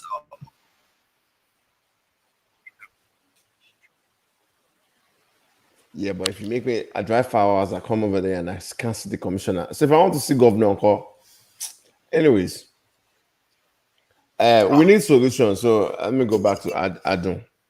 We need solutions. This thing, it was supposed to lift my spirits, but it's dampening my spirit. So we need. So at least I know that. I think one more thing I think we haven't mentioned. One last problem we haven't mentioned is security. Yeah, someone did mention that in the comment. Yeah, that's true. Yeah, talk about this. Yeah, because to be honest with you,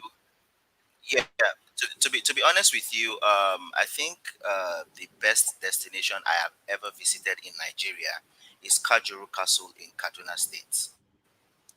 But unfortunately, I can no longer go there because of the security challenges. I wouldn't want to, maybe say for a personal trip, take people, say we want to go somewhere in the north. They are responsible for, region, can you hear me? Yes. Yeah, if you look at that region, it's got a lot of potential. You understand? So I think on the part of government,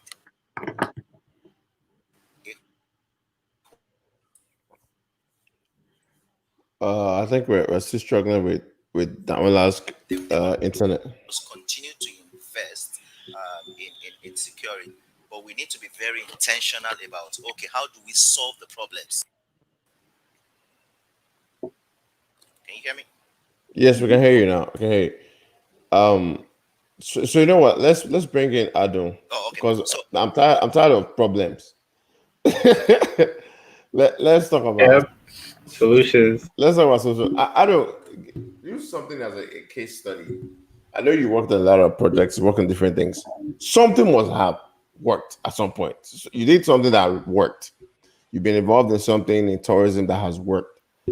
Give us a little bit insight into what you've worked on that really worked. That it's kind of like you want to highlight the success of this project and how you're laughing. I mean, there's nothing that has worked. There are some things that have worked, but just to go back to what Damola said, I think security is an issue, of course, but it's also about perception.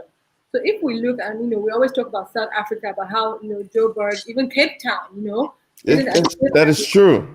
That is true. Even London, even New York, So again, I'm not saying that these issues are not there. It's about managing them appropriately and managing them accurately. I did a research a couple of years ago, which was looking at the level of crime, in India and all these other countries. And because for us, we don't have counter narratives. So the only time Kajuru Castle ever comes up is when something bad happens. Do you see what I'm saying? You don't really always hear about the positive. Therefore, the information is then managed. I'm not saying that security is not an issue. I'm saying that let us also try to understand it within the broader context of, if the only narratives coming out of a certain destination is negative, then of course it's going to cloud out every other positive experience that people have had. So, for example, we all know how, there are times when something is happening, people say, don't come to Nigeria, Nigeria is this, and you're like, but Lagos is not like that. But who is promoting that Lagos can be safe? So if you hear, even in France, I had just left Nice the day before the guy and the bus driver that drove across can't remember the road. We were there the day before it happened. But the point is, immediately, the president came out, talked about it, spoke about all the security measures in place, spoke about how it's safe, spoke about the resilient spirit of the French people, and they must not allow this to back them down. You see, we don't ever do that. The negative stories come, we write on them, we promote them, we share them around the world, and we don't talk about how we're managing it. So that's that. Now, in terms of what has worked, what has really worked, and I'm going to be honest with you, the issue we have, Bola and everyone here, gentlemen, I can say gentlemen, the issue we have, gentlemen, really is about professionals. We are not taken seriously as an industry. And that's because, on the whole, we do not have professionals working in this industry. And no matter how much we go around it, pack on pack, dissect it, even like you said, with the commissioners, with the square pegs and round holes, who are those advising them? I have seen some master plans for states in Nigeria that I'm wondering what they are talking about. Doing solutions, or we want to hear good stories. Okay, so the solutions are So the solutions is first of all, it's about education, right? Tourism education, right? Equipping the right people and actually employing the right people in the right places. The second thing is actually having a feasibility master plan. So the places that have worked or the sites that have worked in terms of private investor sites that have worked, so some hotels, some attractions, is that they have done a feasibility study to say. Give us examples. Give us examples. Case study. I can't give you the names because I always sign things that I can't talk about. But case study is just to talk. I mean, I can't tell you about them. They can tell you. Okay, if you can, no problem. No problem. If you can, it's okay. What I can tell you that the ones that have worked is that they started with a concept. They knew what they wanted to achieve. They had their target market, and they were very, very clear on who they were trying to sell to. They were not trying to sell to everybody. You go to some states or some places where everybody is trying to achieve 100 things, and it's like, okay, we only want mice, we only want meetings, incentives, conferences, and exhibitions here, and then you focus on promoting just that, and then you have people that keep coming, and people think it's magic, but it's not magic. It's about intentionality. What has really worked, most of the projects that I have done that have worked, actually, to be honest, have been in Ghana, and I think it's also because the government of I'm so sorry, but the government of and you can't mention their names, please. You have to mention at least one. You have to. Now you want to hear? No. Me, I want to give examples. Like seriously, we have to drive this with examples. We can't just be saying things in the air and not giving examples. I'll give you examples offline. But basically, what has worked is that there has been a deliberate strategy over 7 years. It's not just GR of return that Ghana started. Over 7 years, when they found oil in Takoradi Sekondi, Some of us went there to do some work to see how you can also have, the tourism elements, hospitality, hotels, etc. So again, you think these things are working, and it's not that they just dreamt of it yesterday. Do you understand what I'm saying? And I think it's because also the Ghanaian, I feel like there's something about population, and there's something about this IGR that is killing Nigeria, right? That is really killing our creativity and creative energy. Okay, the other parts that things have worked at obviously is Eastern Africa, where we've done some work, where you see that there's really a deliberate, intentional focus on tourism development. In Nigeria, it's okay. But another thing that has worked, and this is not even here. So I used to work with the World Travel and Tourism Council, where we used to do a lot of policy and research work to guide like international, like UN governments, etc. What really worked there is the connection, and I wrote it in the comments, is working. So for example, America works with Brand USA, Hollywood works. So it's not just, you just see things in Hollywood, you see destinations being spotlighted. It's not happening by mistake. There's intentional deliberateness behind it and say, okay, what do we want to promote? It's Rwanda, Arsenal. But it's true, it's part of it, It's true. How do we promote made their ROI from that quickly. Yeah, quickly. How do you want to promote it? Who is going to promote it with us? But here in Nollywood, we're not even selling Nigeria. And also, if you look at even the visa, so access, right? Some of the work we do as well is advising governments on access and visas. It's like you also realize that if you understand that a lot of basically we need data. We don't have data, but if you understand data and analyze data, and you see that the inflow is coming from a certain country, you're looking at how do I make it easier for people from that country to come to our country. We're not even doing that. We don't. Up until a few years ago, when you went to Nigeria airport, sorry, please, I hope this is a local radio station. They used to photocopy that departure card. So you can't even count how many people are leaving. Everybody was 001, 0014. Everybody. No, but Adam, we said we should talk about solutions. That's crazy. You took Okay, so someone said Morocco makes money from Game of Thrones tours because season 1 was filmed there. Again, it is what if you really want to, you have to put some investments in there. I want to go to Nazi. Probably people were expecting me to ask this question, but because you work in a travel space and the ones taking people from point A to point B, and the key ingredient in travel is airlines. So talk to me about Air Nigeria or Fly Nigeria, whatever that thing is called. So talk to me. If everybody calm down. Everybody calm down. I knew. You just like Sorry, for trouble. Is this something on paper or something like this? It's no conversation now. Just wait now. Is it the face cap? Is it the face cap that what's that guy's name was wearing? Is it the face cap that guy in the picture was wearing? You wanted to talk about, or the logo? Can you see how you people are? Small red meat now. You people are just laughing upon it. Small red meat again. You can't even. I'm vegan. I don't want to eat. Everybody just jumping at it. Small red meat. My question is that. Tell us. Wait now. See, personally, like 2-3 years ago, I traveled a lot around Africa, and I'm telling you, that thing is a contact sport. Try to from Lagos say, okay, people, you can wake up in the morning, like Accra now, you should easily be able to go to Accra in the morning and come back to Lagos at night. It's an international flight, but it's not far. If you want to go from Lagos to Senegal, there was a time I flew from Cape Town to Lagos. I had to go to Dubai first because the direct flight was like a 4-to-1 or 5-to-1 price difference. It was just ridiculous. Like, you know what? Okay, I'll just be in the plane for a long time, but I swore never to do that again because it took about a whole day to get to Lagos from Cape Town. Some people have made the argument that it's because we don't have, whether it's a national carrier or indigenous airline that has its hub, like Ethiopia Airline in Nigeria, and it goes across multiple routes. Routing and all that stuff is your business. That's what you guys do.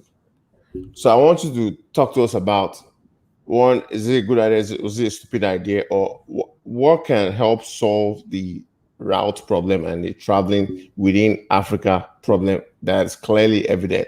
Why would it be easier for me to go to London than go within Africa? I know there's a component of what are they going to do in the cities. That's, traffic drives more opportunities for airlines and for making money. But talk to us about the airline thing, the airline component of all of this. Yeah, so when it comes to what you just said now, the biggest challenge is traffic. That's the gospel truth. Because a destination that doesn't have traffic, there won't be investments. The investment from the airlines, investment from the big corporations to come in and set up on the hub, that's the gospel truth. So it boils down to what we are saying. If there are not inflow of people coming into that country or trying to connect from that particular hub, you start seeing very few airlines trying to transit from that hub. Currently, when I said earlier, currently in Africa, the only people that have, the country that currently have that level of connection is Addis Ababa, Ethiopia. So they've been able to build that hub. It's a strong hub. Everybody understands that that's the hub. So for Nigeria, it's not about. But hold on. Nazi, hold on a second. But you know, it's chicken and the egg. It didn't just happen. They had Ethiopia Airlines. They invested in that, and then the traffic happened, right? So without, I want you to touch on that fact, because we're not going to see the traffic and then the investment will come. Sometimes investment needs to come with a long-term projection. So talk to us about that. Yeah. Babola, quickly around that, Ethiopian Airlines, Ghana Airways existed. It doesn't exist anymore, right? So there's also management running the airline very well for longevity. I'm going there because the truth is just that the first thing that Ethiopians got right was to do a strong JV with the private sector around that. So it was a government that was honest. They wanted to achieve it, and they achieved it. So the first question is, are we honest? Are we ready for this? We can't just release a logo and call it a national carrier where we don't even have a license to run a national carrier. So first of all, for that to be successful, 90% of the work will come from the government. From when the vehicle will be set up, the JVs are coming up, and the only way it can work is if it's going to be managed by private sector guys.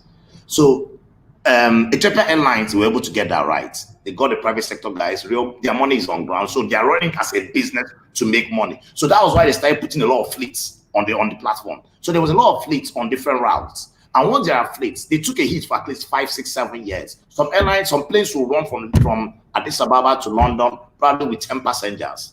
But they kept pushing. So, but it's consistency. So when people know that there's always an airline that goes to Cape Town from Addis Ababa at every time, over time, people will start saying, oh, wow, okay, you can connect from there. The fare is friendly. You can also get to your destination without any problem. So they were able to do that because there was a proper structure from a private sector perspective. In Nigeria, are we ready to do that? I'm not sure. I can just say that there was Air Ghana. What happened? After how many years they packed up? They packed up, the management was wrong. So it boils down to the structure. It boils down who wants what. How honest are they? What do they want to achieve? Have they set up their plan? What are their long-term? Are they serious, intentional about it, like Justin said? Interesting. Exactly.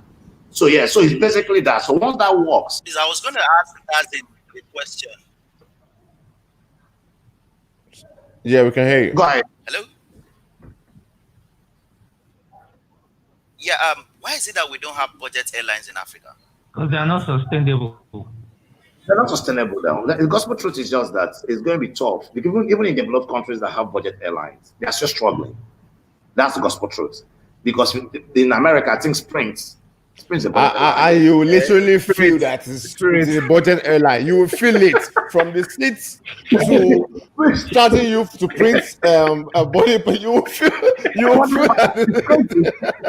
you really feel it's a budget airline. If you fly Spirit, because the tickets come cheap. Last time I flew Spirit in America, my spirit almost left me. So ever. Exactly. So you have to try to sustain all those kind of operations. So if you look at that holistically, you know that we're not yet there. You understand? The market is always ripe for something. I don't think we are ripe for budget airlines. Yeah. To be honest. Bola, could I just wanted to say, since we're talking about private sector, I don't know, maybe we can still talk about the airlines, but I wanted us to talk a bit around like how tourist attractions are commercialized, especially things like museums. But maybe we can finish the airline bit, and then I wanted to say something about that. Yeah. Adrian's nodding ahead. So now, if you don't have anything else from the travel standpoint, because I feel like there's still a lot that we can explore from a travel standpoint. Because again, this thing is a nightmare trying to move around Africa. You are in that business, but you pointed out management. But if anything else you want to add, please do. If not, let's go to Adam for the tourist attraction, commercialization of tourist attractions. But finish up if you have some more things to add. Yeah, so predominantly is management. Aside from that, then you can start looking at the infrastructure. How big are the runways, the airports? Can they carry the A380? These are the challenges that, because also the truth is, how can you put an A380 on a Lagos runway if we don't have enough capacity in terms of passenger traffic to be able to fill up the A380? So it boils down to traffic, it boils down to personnel, it boils down to management. So if all those things are not in place, it's going to be tough for an investor to put down $1 to be able to develop that market. So we need to start doing the right things first. What are the right things? First of all, we need to start developing the industry, try to get people to start coming to destinations that can be able to give us those level of traffic that we are looking at. Basically. Interesting. So okay. Thank you. I don't lead us off with commercialization of tourist attractions.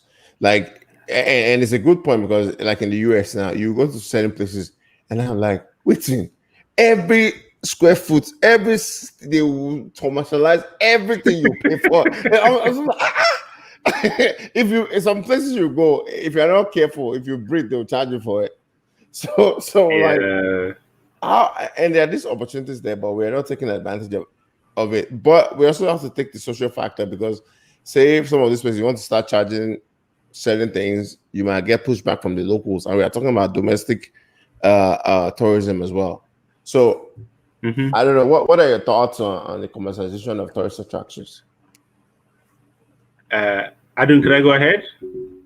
Okay, so one interesting thing, I don't know if you guys have realized, but I remember in 2004 I went to like the Cape Coast Castle with some colleagues from MIT. And the funniest thing is, there's a price to pay for a Ghanaian, and then there's a price to pay for a foreigner, right? To enter the tourist attraction.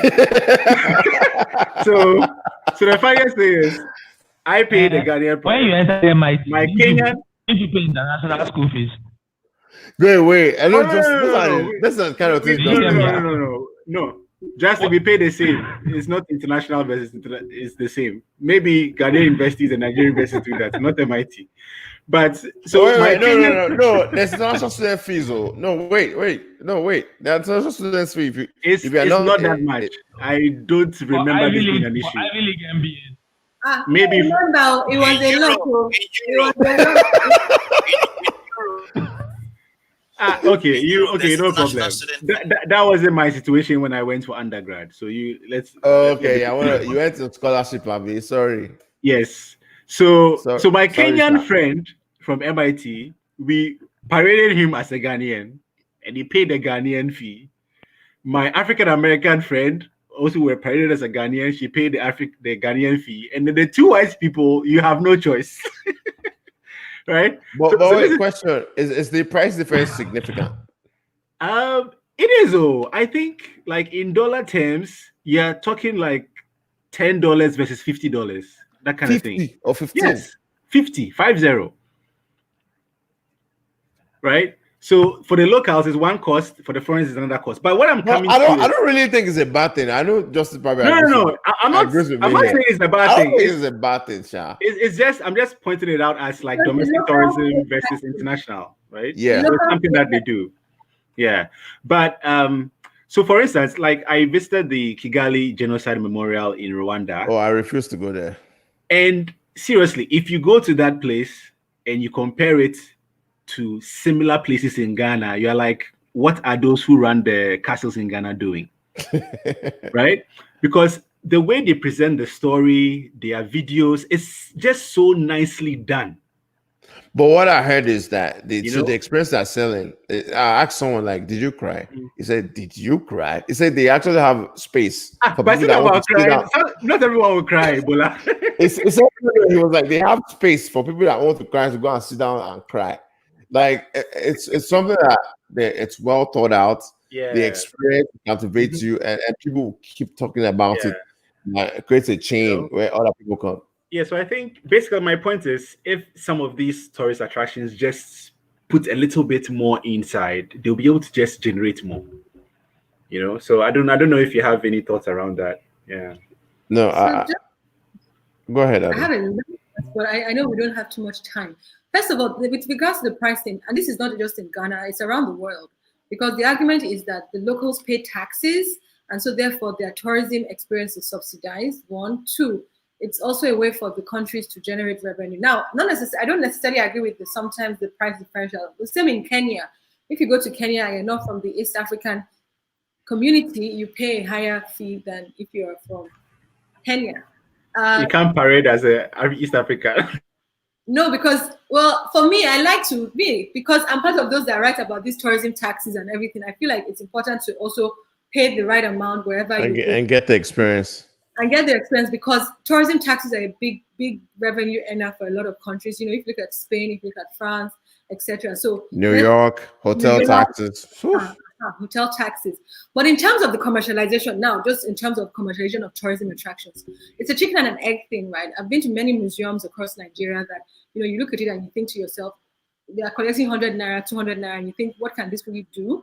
We're working on a museum project currently, which is we're trying to help a destination think through what should go into a museum. And the key thing, first of all, is exactly what you said about what Rwanda did, which is, what is the story you want to tell? You must anchor it on something. What is this museum going to be for? What is it going to be about? And also, get a museum historian, get the right people. There are professionals that are Nigerians that do this around the world. Get them to come and work on this project, right? Have a great curatorial experience. Have a beautiful architecture, concept design. You know, sometimes we think it's just, again, like I said, it's not just the place. It's about the multi-sensory experience. You know, how does it make people feel? So when you go to the Genocide Museum in Rwanda, you know, it's on an elevation. You see, you know, different things. I don't wait. Let's say by mistake, small money enter my pocket. How much does it cost to hire you to come and help us conceptualize something? Because I'm just thinking like, oh more. In my mind, I'm like, I mean, Justin, do you feel me where I'm? Do you feel where I'm going? I'm with you. I'm like, this is the first time Justin and Bola are on the same. When it comes to money, we're on the same page. In terms of engaging us, again, it also depends on the scope of the project, because part of what we want to do is the scope. So if you want to do a master plan for a state, right, it's very different from if you want to do one single site project, and it also depends on how complex you want it to be. So the prices are very affordable. We don't charge in dollars now because of, you know, Nigeria, whatever. Don't worry. We'll come and talk to you, because I think the prices are value for the quality we provide. But my point is, how do you commercialize? Is that before you commercialize, you first of all have to have it's like any product, right? You need to think about who, the place, the promotion, the price.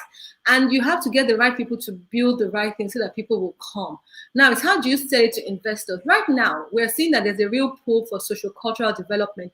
There's this whole sense of buy Nigerian. There's this whole sense of telling local stories.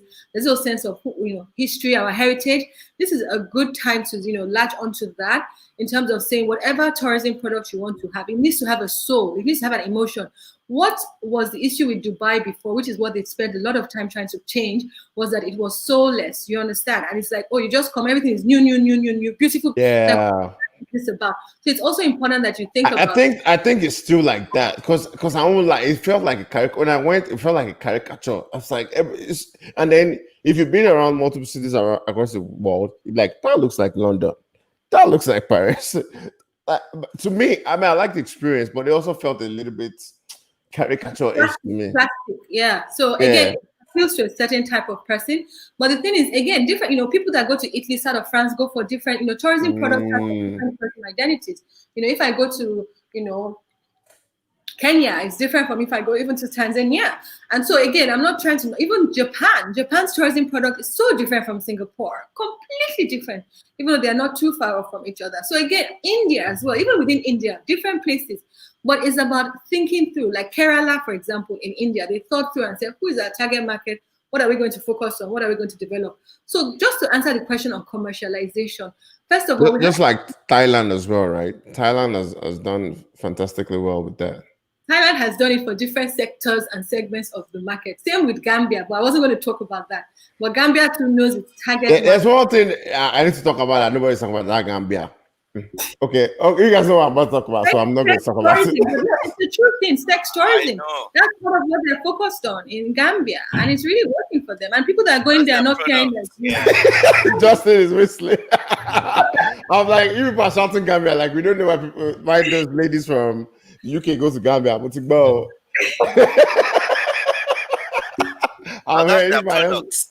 that's a product. Good.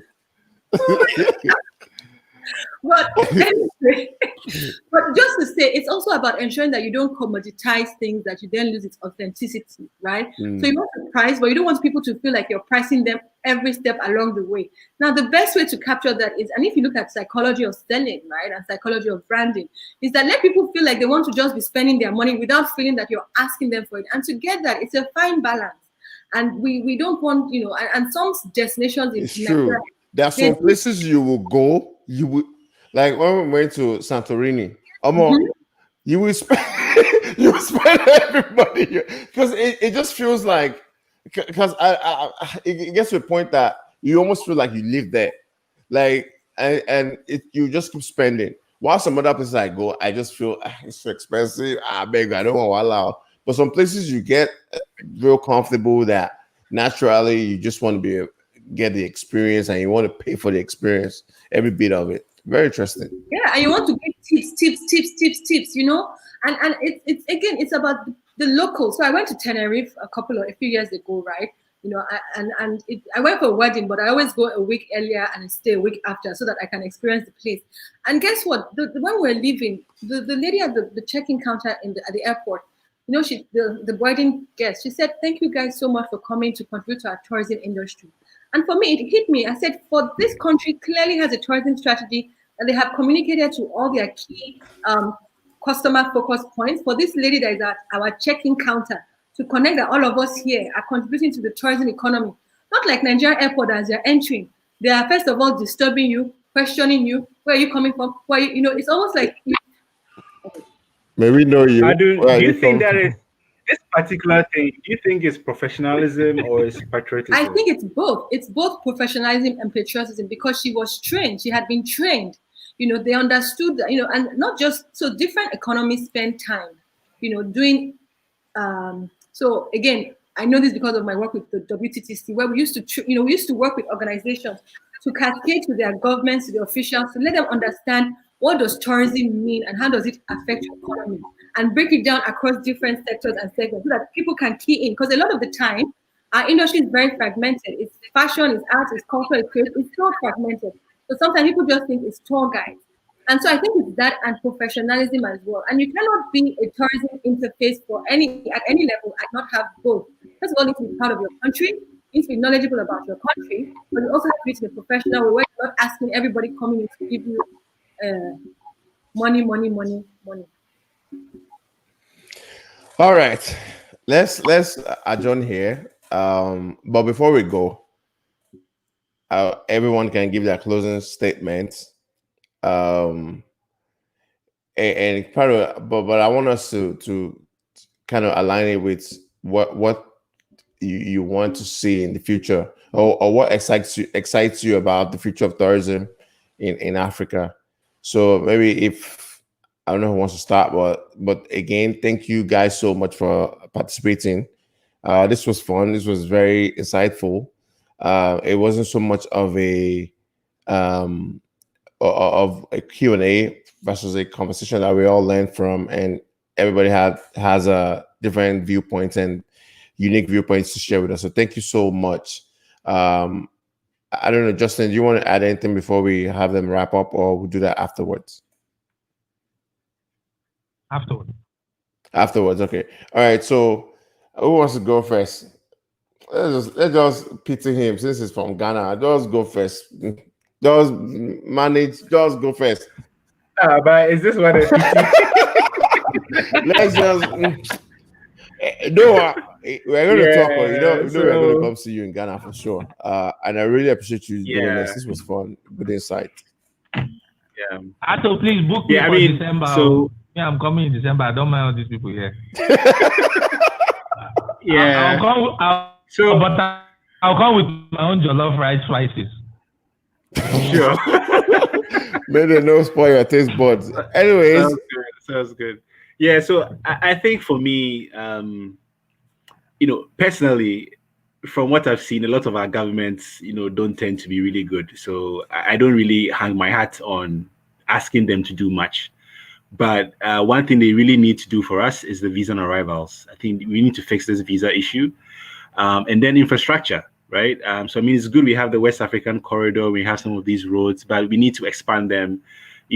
I shouldn't have to go through traffic to go from Accra to Lagos. That's not the point, right? So I think road infrastructure has to also improve a lot.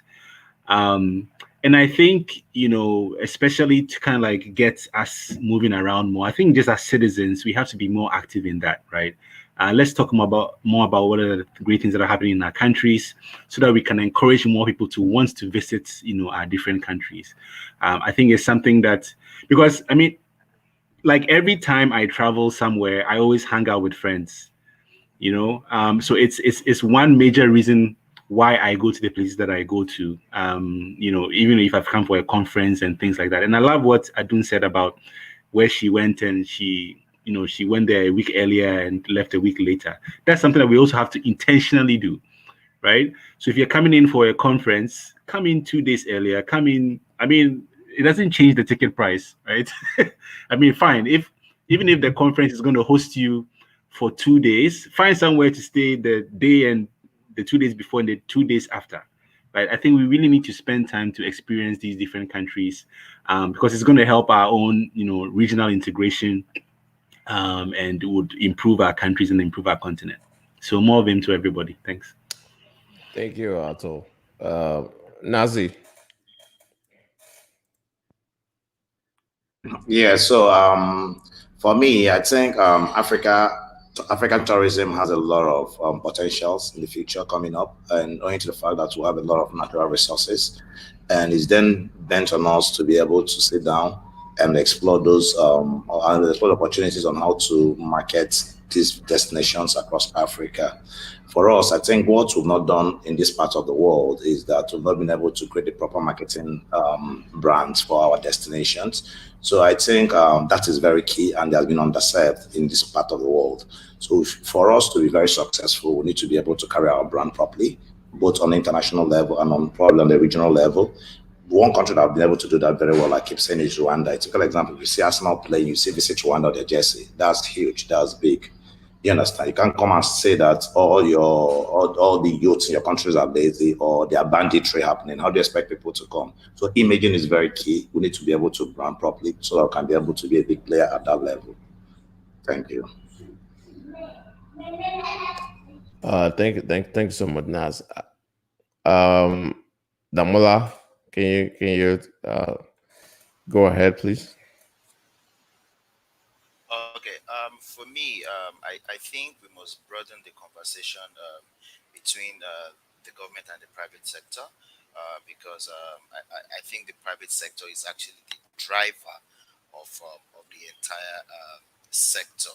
What government needs to do is to create enabling environments for their investment, for them to be able to recoup their investment.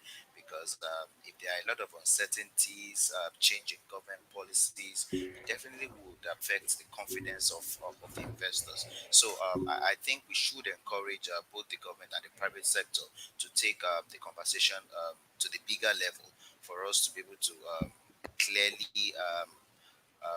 develop the sector. Thank you, Damola. Adam, our resident scholar. I've learned so much from you today. Me, my own is I connect to people. So you already know that I'm not going to leave you alone. If it's your RA that will be talking to me, I'll manage that like that. I'll be talking to your restaurant assistant. Don't worry. I don't have more need biraga. I'm a very humble person. There's so much to learn from you on this matter. It's incredible. I just text our mutual friend that you didn't tell me this is what we're expecting, But we really appreciate you on the show. So, close it out. Wait, what are your thoughts? Similarly to we're everyone else. definitely going to be talking to Ado about those.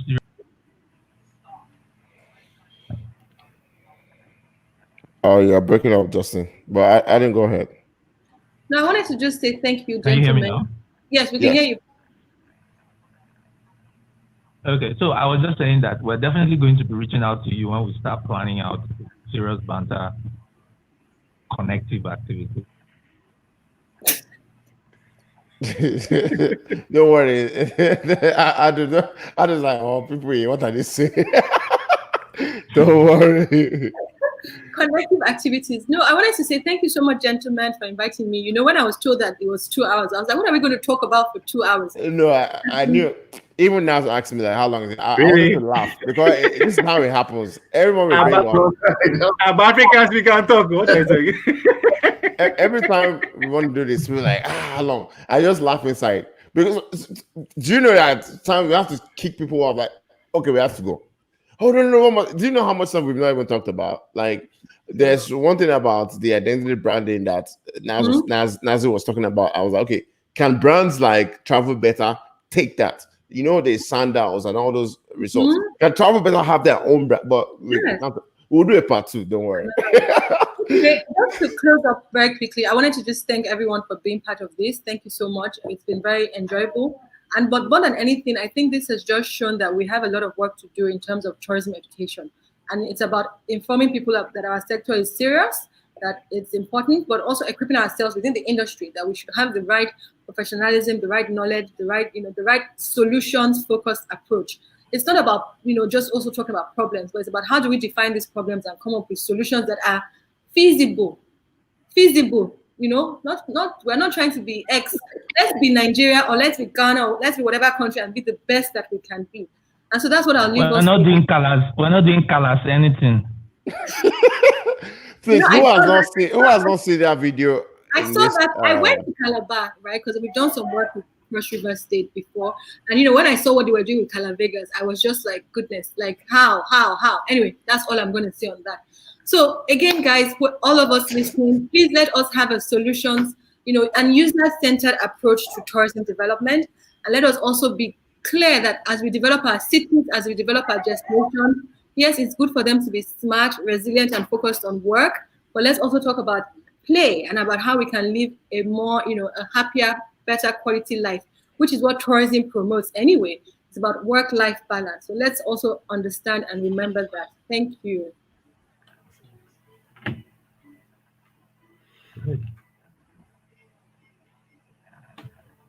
Fantastic.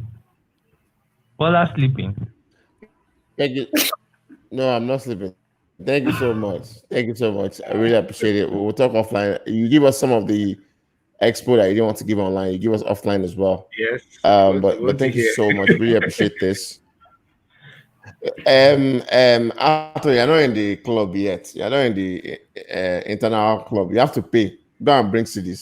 Big bags of CDs. Go and bring them. We'll allow you to enter the club. But no, I really appreciate all of you guys for joining. This was good. So thanks again. If you want to stay, you can stay. But Justin's just going to give us his thoughts about where the show, the topic for today, and like review some of the things that the outcomes we want to get. So Justin, someone commented Museum Cabal. Actually, my brother commented Museum Cabal. So that may be another opportunity for you to add to your empire. But so what are your thoughts from today? At the rate we're going, my empire will be bigger than the British Empire very soon. It's okay. We will continue building empires out of every topic. It's for someone.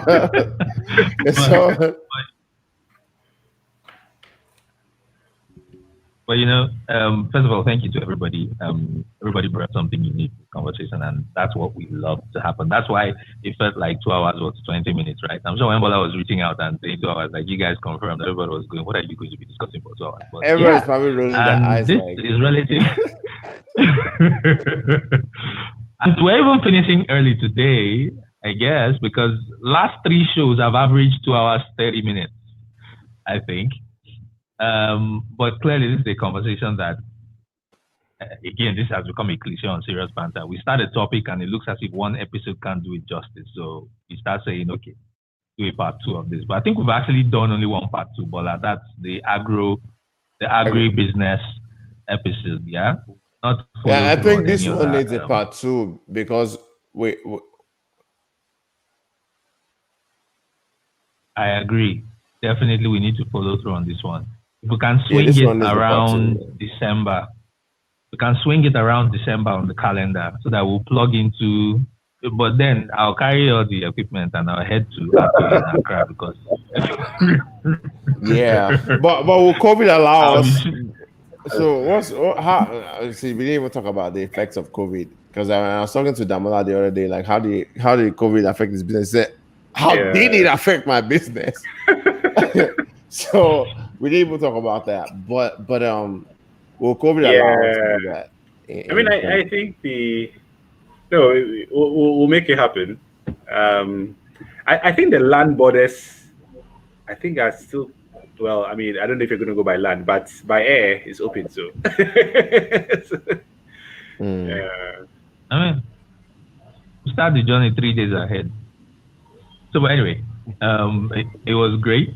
It was great having everybody. And to the listening audience, this is another conversation where we're looking at issues that concern us. Sometimes it looks like the name implies serious banter. So we try to take on serious topics, but we don't try to turn it into a lecture. We're not another master class for anything. We just want to talk. We just want to talk. Really. Inside, but there's a method to the madness, Inside the talk, if you're listening, you will pick up a couple of things. You will connect with a couple of people. And the most important thing for us is these connections that we are making. So the full thing is actually serious banter with the collective. So we are building a community and we're building it out across Africa. We want to have these conversations about the things that concern us. And that's what we've successfully done again this evening. I'm definitely going to be reaching out to everybody here. Nazi expects me to come and be asking you for comp tickets. My landlord in Ghana is here. Adu, we're going to be working on a brief for Delta State government with Damola so that that commissioner that didn't want to take his call will be checked. So you see how everything is linked, right? Yeah, so that's all I have for today. Thank you, Paula. Appreciate, guys. That was good. Thank you. Thank you so much. All right, thank you. I worked with Oya. All right, Naz, so I'm Naz, I worked with Oya.